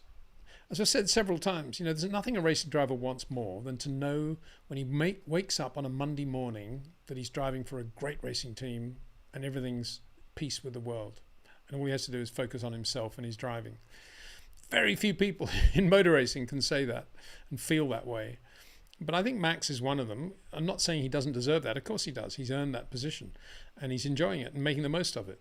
But Charles isn't in that position. That's why he does odd things. Doesn't go very well in the wet sometimes. Doesn't go very well when tyre temperatures are down. Doesn't go very well when the track's clear and he's got nobody in front of him and he's got to do a quick lap. I mean, he's made a lot of mistakes. I've been the first to admit that and point that out. Stephen, I think Peter's answered that before. He thinks Charles is every bit as good, talented as Max, just at his situation. Yeah, thank you, Stephen. Exactly right. Not your everyday Trav. I don't know what that means. Peter Windsor, talking about how Mercedes don't know why they're fast. What a stupid thing to say. I'm definitely not a Merc fan, but how ridiculous is this rubbish? Well, that is that's a very rude thing to say, because you're being rude. And secondly, there's a rude word in there. And secondly, I'm being absolutely correct, because if they knew why they were quick, they wouldn't be slow. Don't be a moron. And one of the most difficult things in racing, etched into my brain from one of the earliest Grand Prix I attended, is to know why you are quick. It's very difficult to know why you're quick, because all you're doing is a compromised job better than everybody else around. Nothing is ever perfect. And so, not your everyday Trav, you're talking complete and utter nonsense. And I don't think really you should be in any way taking any interest in Formula One, because you obviously have no idea what it's all about. Knowing why you're quick is much more difficult than knowing why you're slow. And there isn't an engineer in the pit lane that wouldn't agree with that. Max, yeah, okay, we've done all that. There's a lot of inter-chat going on here. Have fun amongst yourselves, people. No problem for me. I'll only deal with, because I know there's so many questions I haven't got to, and we've only got about half an hour to go. Okay, Miriam Melads. This looks like a good question. Hi, Peter. Do you see the relationship between Max's early braking and his ability to drive in wet conditions? Yeah, I do. Wet and mixed conditions. Of course I see. There's a massive relation there. Obviously, it's not short corners in the wet, because you're doing something completely different. You're looking for the highest point of grip on the corner, which usually is not on the traditional racing line with the traditional geometric apex. But what you see is how Max gets to that position on the outside of the corner, which in itself is it's easy to drive to the outside of the corner and find the grip, but to drive to the outside of the corner on the absolute limit of the car, unbelievably difficult thing to do. And the reason he can do that so well is because of his touch. It's because of the way he uses the left foot on the brake pedal. It's because of the way he uses the steering. It's the way he uses the throttle. Everything is subtle and calm and soft. That is what you're seeing in the wet with Max. It's a different end product, because it's not resulting in a short corner. What it's resulting in is Max finding the grip, because he's got this innate feel, as most drivers have an innate feel for where the grip is on a corner. So that's nothing particularly special when it comes to Max. What is special is how he gets his car to that point of the grip in the slippery corner, because that's a really difficult thing to do. You imagine it, you're talking about 9, 10 and the lack of margin. When you're braking to the outside point of a corner, you've got absolutely no margin for error whatsoever. And yet he does it beautifully, lap after lap after lap because of his soft touch with the feet and the hands. That is what you're seeing in the wet with Max. And that's why most good short corner driver, you can't be a good short corner driver unless you have that feel, that touch and feel. And that's why most of them are pretty good in the wet. That's why Charles Leclerc's a big conundrum at the moment, because he should be really good. And he is good. He's been good in the wet before. I mean, there's something weird about his whole mental state at the moment, which all comes under the heading of being a Ferrari driver, I think. Rampai Besso Meyer, looking forward to hear the crowd booing when Max has won again. Why are you looking forward to that? I hate booing. There's a lot of booing in the cricket the other day. What is wrong with people? Respect. What is wrong? Somebody asked me the other day, I was in another interview. I mean, I just wish there was a lot more respect for one another. That's kind of what I was saying with the Toto message to Lewis, but equally fans to the drivers, drivers to the fans, other sports, respect. Respect the rights of others. And booing is no different in my mind to giggling behind somebody's back and making a silly comment about them, or gossip, or all those things that are incredibly harmful to human nature. And one thing grows from another. And if booing continues and gets bigger, then it'll result in something else, and something else will come on top of that. And it's wrong. And it should be clamped down upon. Well, not clamped down upon, because it's human beings do what they do. I personally think it's incredibly juvenile, A, and B, very poor taste for any athlete to be booed, because they're out there doing what the fans booing are not doing. They're out there actually competing and doing it, and there should be respect for that. So that's my view. Rampai Besomela, who says he's looking forward to hearing the crowd booing. Pfft, that's my response to that. Lucas Noxio. Anyway, he's talking about Lauda called him the talent of the century back in 2016. I don't know. You're probably referring to Max if it's 2016, but him. If you're going to make a comment like that, please, and nothing negative here, but please put the name of the person rather than just the pronoun, because him could be anyone. Peter Windsor could be. Niki Lauda called Peter Windsor the talent of the century back in 2016. No surprise. He drove with me in that journalist race at the Brazilian Grand Prix, didn't he? And he thought, Windsor, why isn't he in a Grand Prix car? DJ Drastic, hope Max can make the British Grovel on Sunday. If the Brits lose the Ashes over the weekend. Well, I've got to laugh there because, you're bringing the Ashes into it. And those who don't know anything about cricket, we're playing the tournament of every 2 years it is now, I think, which is England versus Australia in the cricket. And Australia, the master race, of course, just won the first 2 tests. And in style, has to wind up all the Brits. And the test match and Wimbledon is on all at the same weekend as, well, it's the first week of Wimbledon, as a British Grand Prix. A bit odd, isn't it? All that ridiculous lack of planning. I suppose you could say, we'll have the cricket on in the background, we'll have the radio on, I suppose, and we'll watch Wimbledon on the mobile phone, and we'll watch from the outside of Stowe at Silverstone. Let's have all 3 together. I would anyway. The only thing we're missing is British Open golf. At least that doesn't clash with all of these 3. Sweet for days. Yeah, toxic. Oh, and Patrol for, toxic British fans booing. They're so sour. Well, I don't think it's only the Brits, is it? I think, the British seem to do a lot of booing these days, which is completely inappropriate. But I think other fans do. I've seen the Spanish boo Lewis, definitely, in those days when Fernando was his teammate. More than boo him, actually. So, I don't know. Let's have a look at some other questions. Get away from all this. Appetite for Rose. I think you're talking about Daniel Ricciardo now. He's saying yes, but he did want to end up like Mark Webber, being overlooked by Red Bull and being made to look bad, even though the car would have been developed away from what was the best for his driving style. Well, I don't really understand all that because there's too many hymns in there, but I guess you're talking about Daniel. The only thing I'd say is I don't think cars, short of what Lance Stroll is trying to do at the moment and have a little bit more understeer built into the Aston Martin, you don't build cars for a driver's style.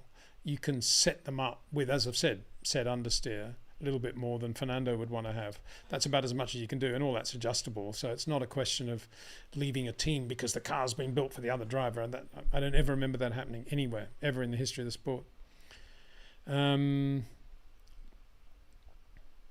Right. We're talking about Leclerc quite a lot, why he's not going well, and somebody saying he's too soft as a person. I think he's quite a hard guy, but I think, I was watching him in F2 once at Monza. It was his last year. He was with Prema. He was good team, doing a lot of winning, but he wasn't very good in qualifying. And I remember, and I chatted to him afterwards and said, a bit surprised you're not quicker than that, Charles, or something equally annoying. And he said, he said, I just didn't drive very well. I just wasn't very good. I said, where? How? And he said, well, I wasn't very good under braking at the Parabolica. Never really very good into the first Lesmo. And I thought, wow, unbelievably self-critical. This guy's bound to become world champion. Amazing. At F2 level. So I think, you could say maybe he's a bit too self-critical. Maybe. But I've always felt self-criticism is an incredibly powerful tool of how to improve. And generally, I think I'm right. Maybe Charles is a little bit too self-critical, but I don't think that's hurt him really. I think it's more just being an intelligent guy at Ferrari, in the same way that Carlos Reutemann couldn't handle being an intelligent guy at Ferrari after a while. And I think, it's a difficult thing to be intelligent and at Ferrari, unless it's your Ferrari and you've created it like Michael or Nicky did.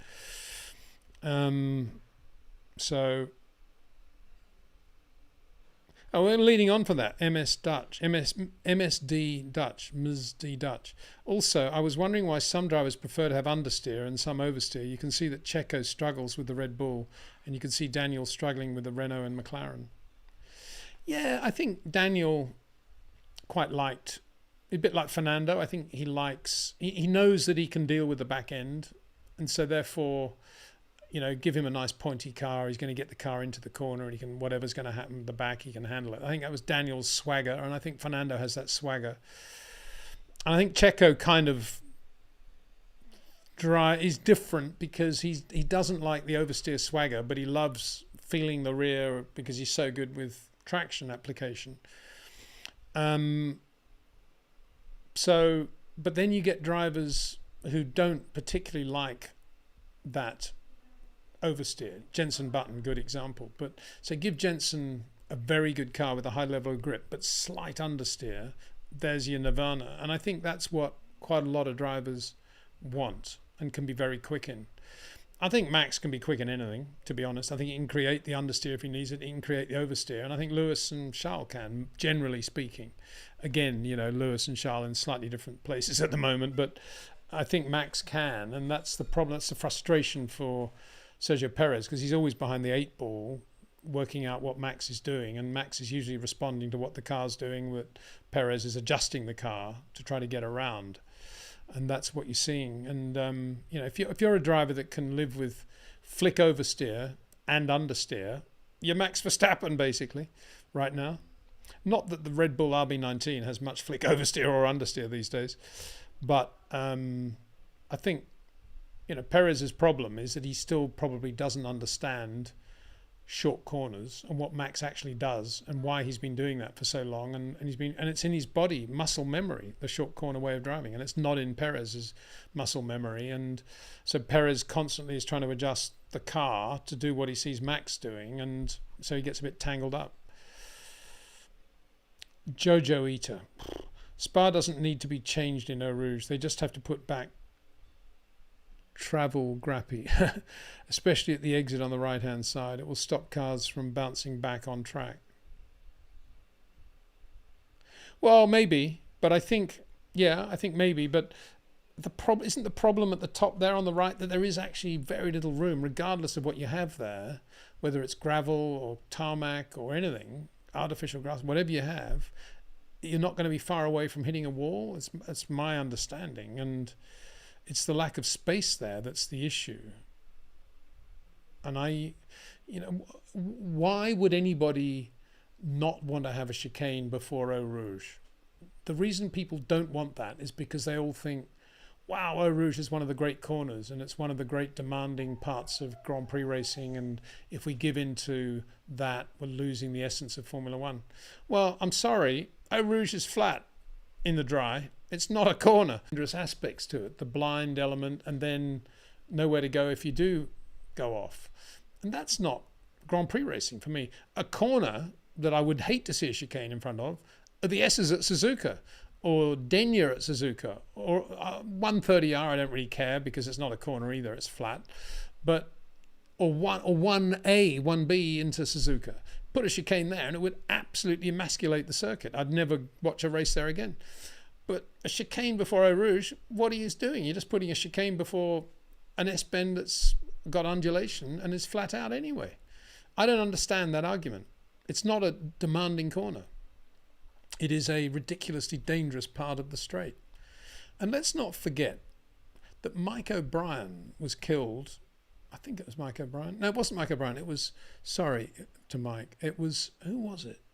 It was a very good Thruxton instructor racer in Ford 2000, I think, was killed at Spa on the straight going up out of Radillon into Les Combes. That whole section is very narrow, nowhere to go, really, really dangerous. I'm sorry, and I do talk about danger because unlike a lot of you guys out there, I have been to a lot of funerals for racing drivers that I've lost, friends that I've lost. I don't want any more. I don't care what you say. I'm quite happy to see a chicane before Eau Rouge.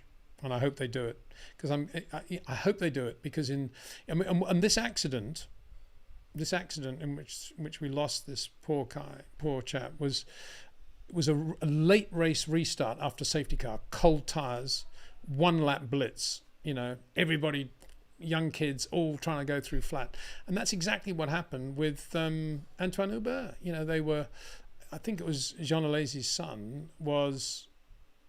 He'd been talking about, is Eau Rouge flat on full tanks on the early laps? Oh yeah, it must be flat. Lost it. You know, that is not part of racing to me. That's just daredevil, ridiculous stuff, throwing in an artificial danger element for the sake of making this sport dangerous. And I don't get that. It's not why I watch Formula One, I'm sorry. And as a final point, Jim Clark, who won there 4 times, hated Spa. Absolutely hated it for exactly the same reasons that I've been mentioning. It's too dangerous. But he raced there because that was his job and his profession, but not because he liked it. So that's my response, going back to the Spa thing. Somebody's talking about Almology. He's talking about, replying to Meep, saying it's not the speed of Max, it's his consistency. Max is on form from the first lap of FP1. He rarely makes mistakes, and that's all true, but the reason he does that is he's got a massive sweet spot in the way he drives. I hope that point I've been making about his short corners and how he can create this sweet spot and huge margin for error he builds under braking, which is where most drivers make mistakes. Max has got that sorted, and that's why he's so consistent. It's not just he's consistent because he's brilliant. It's consistent because he knows the mathematics of how to drive a racing car, the science, the physics. That's what it's all about. Naturally knows it.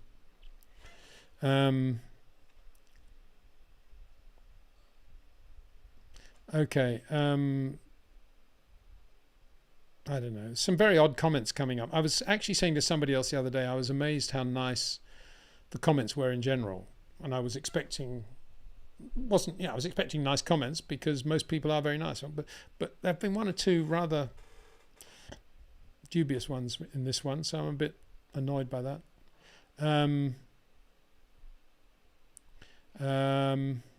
So let's try to get to some completely different ones where people are not talking amongst themselves. Here's a nice one, bit self-congratulatory. Fed Express RF. Hi Peter, I love your insight. I now have such a better understanding each Grand Prix weekend. If Kimi was such a short corner driver, why could he never cope with understeer? Yeah, but he could. The guy that couldn't cope with understeer was Mika. Kimi coped with understeer a lot. That's why he showed up Montoya. Montoya couldn't cope with understeer. That's why Kimi was so good alongside Montoya. Kimi had other problems post that year, which we won't go into, but he was a great understeer driver. Back end of his career, don't even think about judging Kimi on that. That wasn't the same Kimi at all. That was a different Kimi. They're saying, weird, Peter doesn't put Alonso amongst the best. I don't know if you're listening. I said amongst the great Grand Prix drivers. I would also include Fernando Alonso. Can't spell it out any louder than that. I just said he's not a short corner driver, so I don't put him in my top 3 of the moment amongst great short corner drivers. And for me, being a short corner driver is the epitome of the physical one-lap perfection art. But talking about great Grand Prix drivers and all the other things that come into Grand Prix racing, of course I put Fernando in there. So please don't put words into my mouth. I didn't say I wouldn't put Alonso amongst the best. It's completely untrue. Jordan Chang. Greetings from Argentina, Peter. Hi there. I love Argentina. What kind of championship do you rate more highly? One with inferior machinery like Schumacher in 95, or one with utter dominance like Max seemingly this year?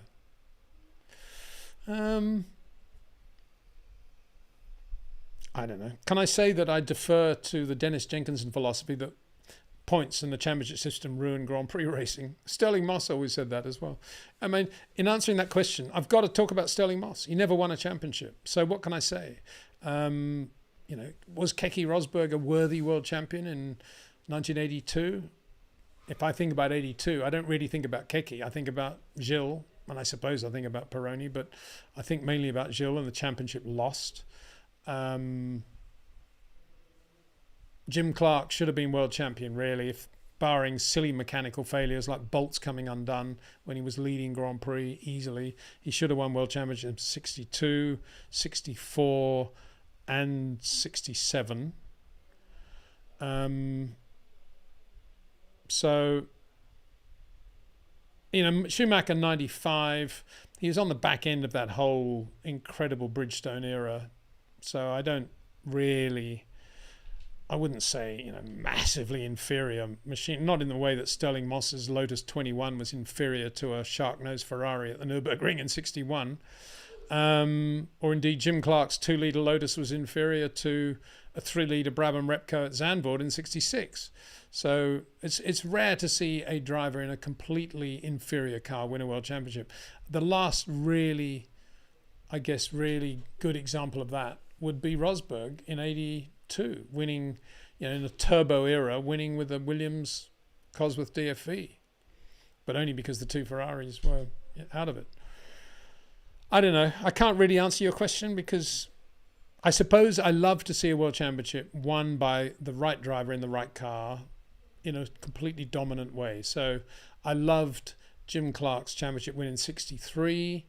I loved Mario Andretti's championship win in 78. I loved Niki Lauda's championship win in 75, actually, for that matter. I think, he did a great job that year. So depends how you define inferior car, of course, as well. But yeah, I think how Max is winning the championship this year, I'm loving to see that perfection, almost perfection, and I'm loving the dominance of sheer technical brilliance and athletic brilliance is giving us. I love to see that, and close championships and championships won in inferior cars don't really make much difference to me. No, I like perfection if I think about it. Yeah, thanks for the question. A lot of shenanigans on the way there. So yeah, more Leclerc, Max stuff. We'll try and get on to some other stuff. Nobody seems to be talking about the calendar and what's going on there. Some date changes in China. What do we all think about that? 24 races. I suppose, a lot of races, isn't it? I don't think many of the people in Formula One are happy with 23 Grand Prix, let alone 24. It's just too many races, isn't it? But they have to do it because that's where the money's coming from. So Omkar Azwar says, Peter, do you think Daniel will get a Red Bull drive? Well, he's got a Red Bull drive, hasn't he? Third drive?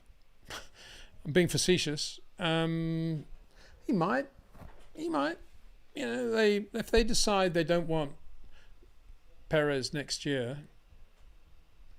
they might give Daniel a ride for a race or two. They might give him the drive next year. I think Red Bull might look again at Alex Albon, actually. I'm only just thinking sideways, but based on your question, because he's very close to the other Red Bull founder, who I believe is a Thai and is a big Alex fan. And I think it was the reason that Alex was in there in the first place. And I know he was, sacked, as it were, but equally, he's driving well now, isn't he? I wouldn't be surprised to see Albon's name in the running again at Red Bull, purely because of that influence. And he's doing a good job. He's really, as I keep saying, he's got this lovely, soft transition, seamless turn in, braking to cornering. His corners are too long. He needs to do more days with Rob, but he's very, very soft with his touch. Nice to watch. Stahl Hansen says, if Checo steps hard over the line, Daniel is next in line. Well, that's kind of what I said. Although I would think as a race driver, as I say, I think you might see Albon back potentially in a Red Bull, maybe AlphaTauri, maybe. So Sil says, Peter, why you spread political messages and disinformation? You're good at Formula One. You should stick to it. A fan. Well, I'm not aware of ever spreading a political message. I try and stay well away from that in terms of right wing, left wing, centre. And secondly, disinformation. If you think I'm spreading disinformation, be a man or a woman, whatever, and tell me what disinformation I've been spreading. I'll be very interested to know. And if I don't hear from you again, I'll know that you're talking rubbish, because I'm not aware of ever spreading disinformation about anything. So go away, please. Sil, S-Y-L. Almology says, people don't know that Newey's the godfather of Horner's child. Yep.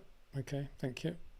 Not sure personal stuff like that is relevant. But thank you for that. What's going on? Okay, another one.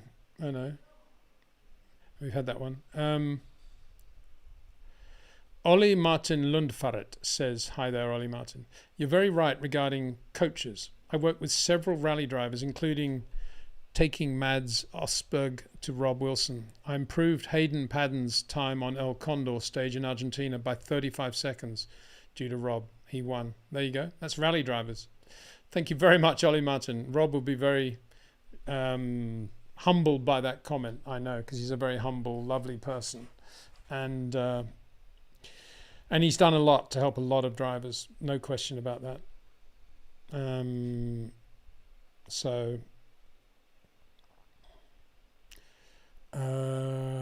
Demiscu says, do you follow Indy closely, and what do you think of Palou's latest streak in terms of F1 seat chances, if there are any? Well, if you look back at, there's either a live stream or a video I did when Palou was he was the driver of the McLaren, I think it was Mexico, it was probably last year.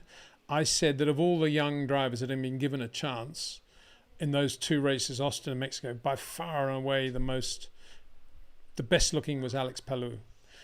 And I don't in any way change my opinion. I've always thought he's a short corner driver. He looked that way in Formula 3 when he's driving for Campos, and it was Adrian that we should be thanking for Palou's career, Adrian Campos, and I really rate him. I think he's really good. It's a shame he's not in Formula 1 right now, because if he's so successful in IndyCar, he's probably going to stay there and we won't see him, but I think he's really good. I mean, I think he would have looked really good in an AlphaTauri, for example, this year alongside Yuki Tsunoda. I really rate Palou. I think he's very good. So there we go.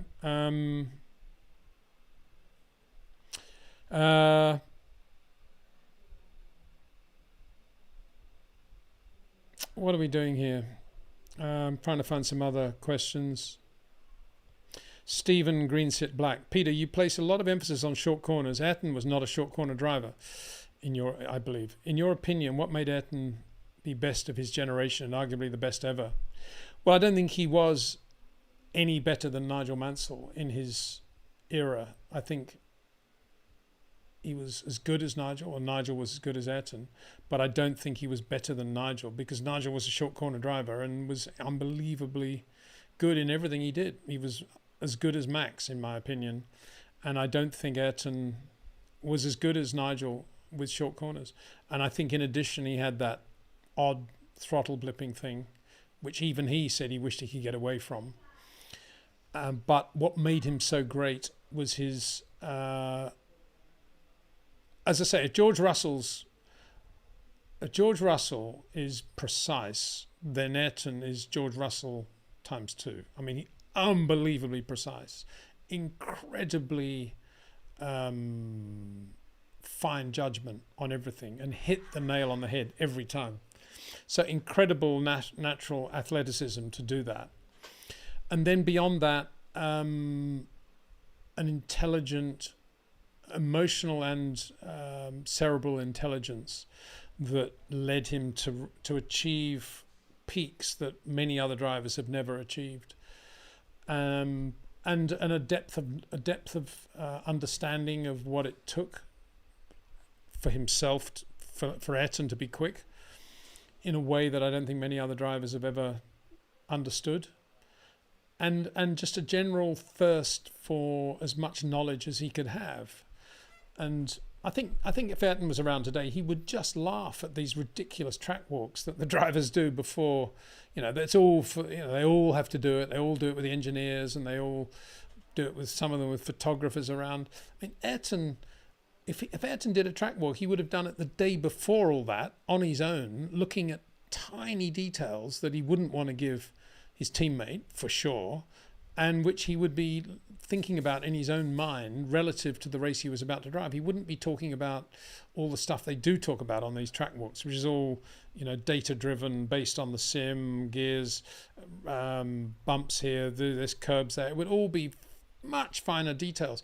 A good example of that whole lunacy of track walks was when Daniel Ricciardo, in maybe his last year at Red Bull, had a massive shunt off the line in Melbourne because he went on the grass and went into a dip and broke the car, broke the suspension on the car. Something ridiculous happened. What was the track walk all about if it wasn't about walking off the track to look at what was off? If you went off there, what would happen? Timo Glock did the same thing somewhere. Where was that? Hungary, somewhere odd. Timo Glock went off and hit this massive dip and destroyed the car, broke the chassis on the Toyota. I remember thinking, well, why didn't he discover where that dip was on the track walk? What are they all doing? Anyway, my point is that Ayrton would, if he was in the Grand Prix, he would nonetheless turn up at the track at 7 a.m, or the earliest he could get there, and watch the starting procedure for all the support races, just to see what the frequency of the lights was, for example. And I'm sure that engineers today maybe do that. I don't know if they do that or not in Formula One, but he would never be in a situation that Lewis found himself in when he looked round and said, oh, the inside of the track seems to have a lot of rubber on it. Ayrton would have known that, and he would have talked to his team about it and trying to do something about the inside not being so grippy. He was unbelievable on his attention to detail and his fastidiousness and the risks he would take. Formula 3 championship clincher, undoing his seatbelts to get some stuff out of the debris in the radiator, and then obviously finishing the race with the belts not done up or very, very loose. That's not good, is it? But that's what Ayrton would do. Holding your breath for as long as you could around a qualifying lap to heighten the sensors in your brain. Not recommended, I wouldn't have thought, by most of today's physios. But that was Ayrton. Everything on the limit. Talking to Honda about what are the maximum revs he can have in every gear, and what would happen if he went 2 revs more than the limit they've given him. What would actually happen? Tell me how the pistons would react. That's what Ayrton was all about. Everything at the limit, plus a little bit more, providing obviously mechanically, and then he would made it all work like a mechanical magician. This business of always going through every gear when he's downshifting rather than jumping gears. Everything has to be harmonious. That's what Ayrton was all about. But what he was not about was Max Verstappen style short corners, or Lewis Hamilton style short corners, or Nigel Mansell style short corners. And that's why he never understood Nigel. That's why he was always saying to Frank, get rid of that guy, he's hopeless, he's terrible, I can't even imagine him. He's on the wrong line, doing this, doing that. You've got to get Maurizio in there. Part of it was he wanted his mate in there, obviously, but he never understood Nigel. He couldn't believe it when Nigel was as quick as he was in the passive FW14, let alone the 14B. He couldn't believe it. He never understood it. because he never really came up against a good short corner driver. Prost was a short corner driver, but he had a little bit of spongy margin everywhere that Nigel didn't allow. Nigel was a max short corner driver. And then Piquet was never in the running for that. So, who was it? Gerhard Berger was a sort of Carlos Sainz plus. And so who else did he have to race? That was it. Till Michael came along, and then he immediately assumed that the Benetton must have lots of illegal electronics on it. So that was Ayrton, because he couldn't imagine that any driver could be as good as he was. Nigel was a different driver to Ayrton, but I put him right up there. So I think, that's what I would say. And if you tell me Ayrton's one of the greatest drivers of all time, I'd say Nigel Mansell's one of the greatest drivers of all time. Of course I would. So there we go, Stephen. Thanks for that question. Rob H has got Lance written in there. What's that? Is this the driver that Rob Wilson's been working with? Can't imagine it.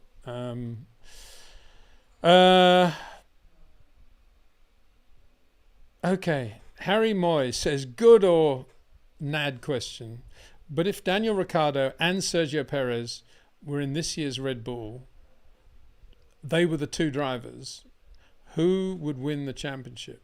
Oh, I would say Daniel. I think Daniel would have got on top of the tyre temperature thing, and he would have been good in the wet in Melbourne qualifying. He probably wouldn't have beaten Perez at Baku, but he would have been capable of driving somewhere near Max's race in Miami, and not as good as Max, but he would have been, second or third or whatever. And I think over the season, Daniel would have done it. It kind of depends on what Adrian was doing. I think if Daniel was in Adrian's ear, or Adrian was listening, let's put it that way, and I think Daniel, if Adrian says, Daniel, don't want to know about you, left the team, go away, and it was working completely and utterly with Perez, then maybe Perez.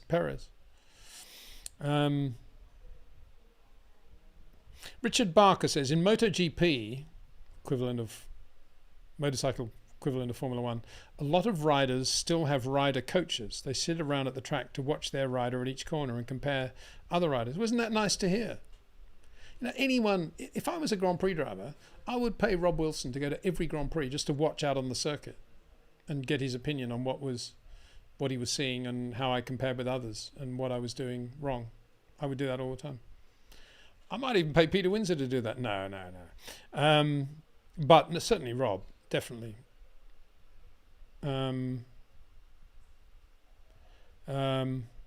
So there we go on that one. That's a good question. Thank you. It seems to be repeating itself quite a lot.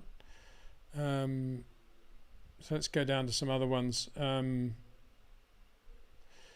So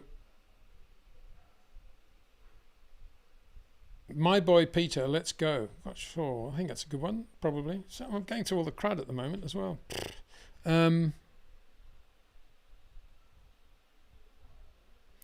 Lewis was very serious with his... Stephen Lewis was very serious with his suggestion in inverted commas. Well, if he was, I'm very disappointed, because that is a ridiculous decision from Lewis. Sorry, ridiculous suggestion from Lewis. A million other suggestions you could make, like get rid of the cost cap. Be much better for Mercedes if they got rid of the cost cap. Why isn't he suggesting that? That makes more sense to me than to say Red Bull shouldn't be allowed to work on... it's just ridiculous. It's just crazy.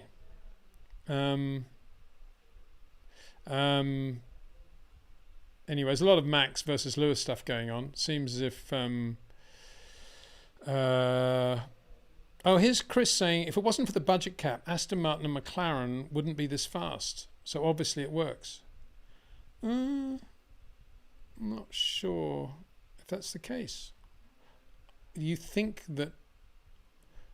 I'm not sure that's the case, because Lawrence Stroll doesn't have any limit on the amount of money he spends. So, ergo, if there was no budget cap, he'd be spending even more, and Aston Martin would be even more up the grid, wouldn't they? They're better now because they've got a full budget, and they've got all the things that they didn't have in the Force India days.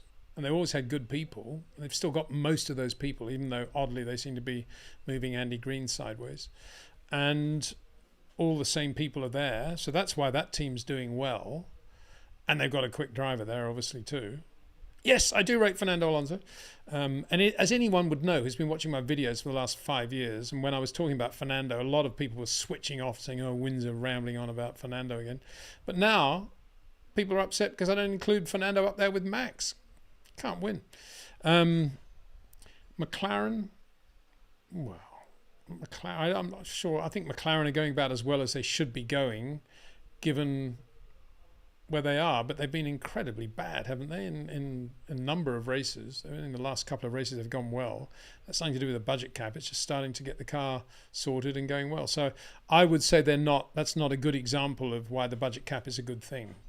I think it's a bad thing because I'd love to see the Mercedes and the Ferrari being a lot closer to the Red Bull. And I don't think it's going to happen so long as we have the budget cap. I'm not saying it's a guarantee, but I think we would have seen both teams building completely new cars that would be a lot closer to the Red Bull if we didn't have the budget cap. And that's more important. And do we really care anyway about the midfield? I don't. I'm sure all the fans do and everybody wants more overtaking, but I actually want to see the racing at the front. If I think about 87, I think about Mansell versus Piquet. I don't think about all the racing in the midfield. So much going on. So much going on between Max and Lewis still. Wow, there's a lot of open wounds on that whole thing, isn't there? There's a lot of repeats of questions actually as well. I'm going to go to the bottom in a way of a complete departure from what I normally do. I'm going to go to the bottom, and I think I just saw a nicely coloured question. What was that? David Earthling says, hi Peter, do you think recent comments by Christian Horner and Max regarding the 2026 power unit regs are signalling problems they run into early in development? No, I haven't spoken to anybody in Formula One recently who's happy about the 26 regulations. I think they're just echoing what a lot of people think. So this thing about all the manufacturers coming in, the actual racers on the ground, the people that design and build the cars and the teams that run them don't seem to be very comfortable with the 26 regulations as far as I can see. And I think we'll go that route, but I just don't think anyone's enjoying it at the moment. Kevin Lopez says, hey Peter, thanks for everything you do for the sport. My dad and I used to love seeing you on TV. Take care. Cheers. Thank you, Kevin. Very nice to finish on that nice note, because we've had a few odd comments tonight, which always make me feel a little bit, somebody saying the Desert Kiwi says, bring Bridgestone back. Yeah, well, wouldn't that be nice? Tyre war is a great thing. But thank you very much, Kevin, for that and your little donation. That's very kind. I say little, it's a large donation. I love doing these because I was thinking the other day how nice it is to be able to, interface with people who love Formula One in general. There seem to be some people out there that don't seem to love Formula One in the sense they don't seem to know anything about it. But in general, it's great to interface with people, A, and B, it's great to be able to express one's opinion and say what you think, because it's probably politically incorrect for me to say we should put a chicane in at Eau Rouge, but it's what I think. I'm sorry, I've always said what I think, either as a journalist with a written word or now in this platform, and I'll never stop saying exactly what I think. Like the video, y'all. Thank you, James L. That's very kind. Max says, hi, Peter. What do you think of Gran Turismo, Assetto Corsa, and other similar racing sims? Don't think about them, actually, to be honest. I'm not in any way being supercilious there, but I'm not a sim guy.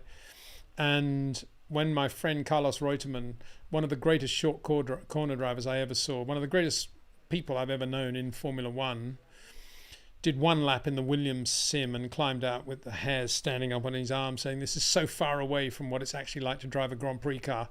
Get me out. I'm going to be sick. I realized then that I was right in the way I thought. So that's my thing. I'm nothing against people that do use sims, and I know sims have got play a massive role in a lot of areas of the car development and the driver development. I'm just talking about on the absolute limit of short corner motoring, sims aren't there, in my opinion. So let's see what the last question was. You're doing a great job. Really like this chat. Says Johanna Van H. Thank you very much. Sir Smoke says, bring back 20,000 Rev V10s. And I'm one of the lucky people to have tested a V10 20,000 rev Formula One car, which I did. I'd love to know, Pete, this is Sezen Piper. Would love to know Peter's opinion on Jacques Villeneuve's driving style. Oh yeah, good one. Rounded corners, quite long corners, but very, very, it's like Fernando without the initial bump, actually. Very, very good into corners. Very, very soft transition. Lovely. Beautiful touch. Yeah, great. Very, very underrated, excellent driver. Not the short corner driver that Lewis is, but I would say he isn't that far away from Lando, I would say. Somewhere near. Stephen, final question. You say that longer corners work the tyres harder. Can you clarify this? When shallower arcs require more grip to maintain the same speed as a wider arc. Yeah, but I'm not talking about a shallow arc. I'm talking when the short corner driver is not a shallow arc. He's actually extending the straight. He's staying on the throttle for a bit longer. He's got the car. The car's angled slightly, but he's flat on the throttle.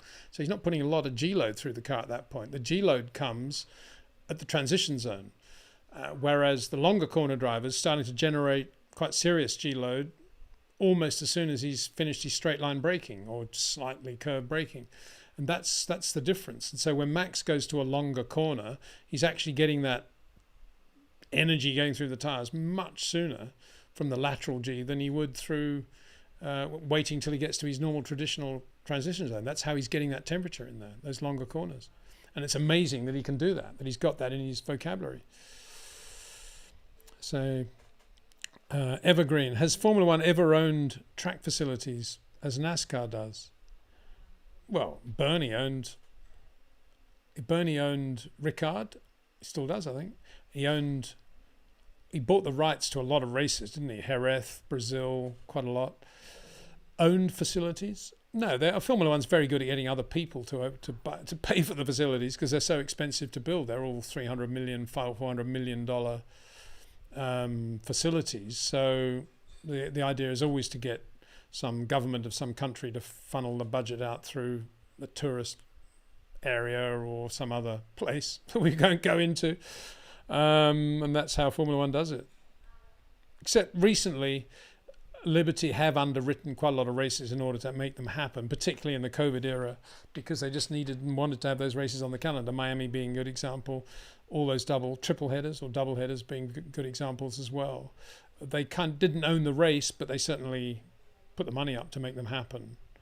So there would have been sort of joint venture type things. Portugal, no. But I think the one thing NASCAR, they have that huge Hall of Fame, don't they? I think it's in Charlotte. That's what F1 are going to create at Vegas, a huge thing which they will own on that tract of land they bought in Vegas. So that's what they will have. That's the equivalent of NASCAR there, I think. Young man says, what do you think of the 24 race calendar, triple headers, considering 24 races may become the norm? Teams find them so tiring. Why aren't they complaining to FOM? Well, they're not complaining to FOM because the teams actually want them, because one of the guaranteed sources of income these days of when it's difficult to raise the full budget from sponsorship or from sponsorship just sponsorship, because they're still spending a lot of money and they can't get from sponsorship because there are too many sponsors, too many other activities out there for sponsors to go to. So their main source of income is from putting on a race, because that's not only the prize fund that comes for getting a result, but it's also the rights that they own at all those races, the teams, that is, the travel rights, the hospitality rights, the signage rights, the race title rights, everything, all the stuff you see, that's all goes to the teams. And the circuits get nothing, actually, just the circuit, just the spectator income, and that's it. So generally, a couple of exceptions, Silverstone being one, Monaco another, but Monza a third. But generally, that's how it works, the economy of scale. And so the teams, although the guys on the ground who do all the work complain about it, the reality is the team bosses and owners are all saying, yeah, bring it on, because that's guaranteed money. We know how much we're going to earn next year, absolute minimum. This is brilliant. So that's why they go to 24. 24 races makes more money for the teams than 23 races, which makes more money for the teams than 22 races. It's not good, I agree, but that's the way it works. The last question, FedEx, this is a question after my own heart. Fed Express RF, who do you think had the faster car in 2000, Schumacher or Hakkinen? Their battles in that era fascinate me.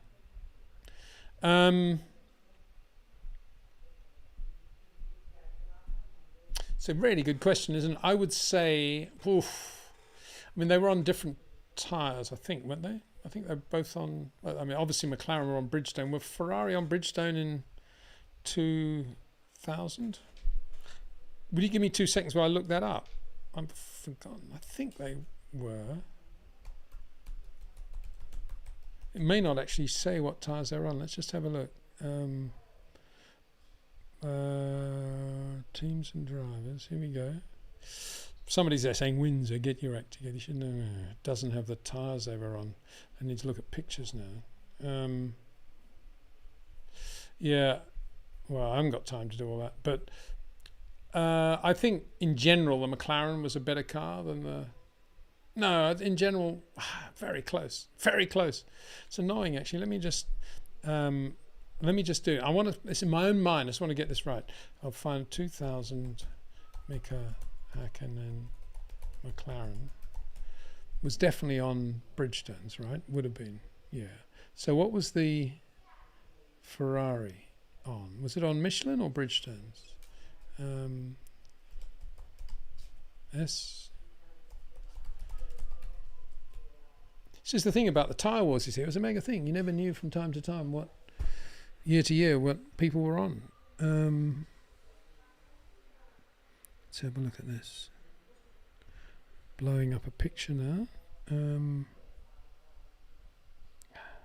Still undecided. I can't see any logos on there at all. It looks like Bridgestone. It looks like they're both on Bridgestone from this, from what I can see. In which case... I don't know. It's a good question. I don't know. Ferrari or McLaren that year, which was the better car? Very close. I would say, I'd like to say McLaren, but it was very close. I'd say the McLaren just, maybe the Ferrari just. Anyway, on that note, that rather inconclusive note of not knowing what I'm talking about, we've come to the end of another live. I'm still looking at this. I'm still looking at this picture of, why isn't it? Let's just do this. It's not showing me. This looks like on the sidewall, looks like a Bridgestone. I'm pretty sure. Yeah, there it is on the front wing too. Yeah, Bridgestone. So yeah, they were both on Bridgestone. So I would say, here's this for putting myself right out on a limb. I'd say they were very similar. Thank you very much for watching, everyone. And thanks for that, making me go back and have a look and remind myself. Yes, Williams had Michelin. Yeah, okay. And then McLaren went to Michelin, didn't they? But yeah, McLaren was the faster car, but less reliable. Yeah. Okay, well, that's what you guys think. I'm interested to know what you'll think. I never really thought about it, I suppose. I don't know why. Thank you, everybody. It was everyone seems to be saying the McLaren, actually. But thank you very much, everyone. And I'll be back doing the videos this weekend. Friday, Saturday, Sunday. See what happens. Dry Friday, I think. Wet Saturday. Charles Leclerc. Which one will get out of bed? Sunday, the race. We'll see what happens. And in the meantime, big thanks to Jetcraft and to Pitbox.io. Support this channel. And to you, the fans, also. Fans? No. Viewers, for supporting this channel. Whether or not you're a Peter Windsor fan is kind of irrelevant, because I obviously out there, some of you aren't, and particularly that guy that said I was putting out disinformation. What's that all about? But anyway, forget about that. Thank you, everybody who's been nice, and even if you haven't been nice, have a great evening, great weekend, and I'll kind of see you tomorrow. Take care. So now he says, after that brilliant ending, he's going to go to the real ending.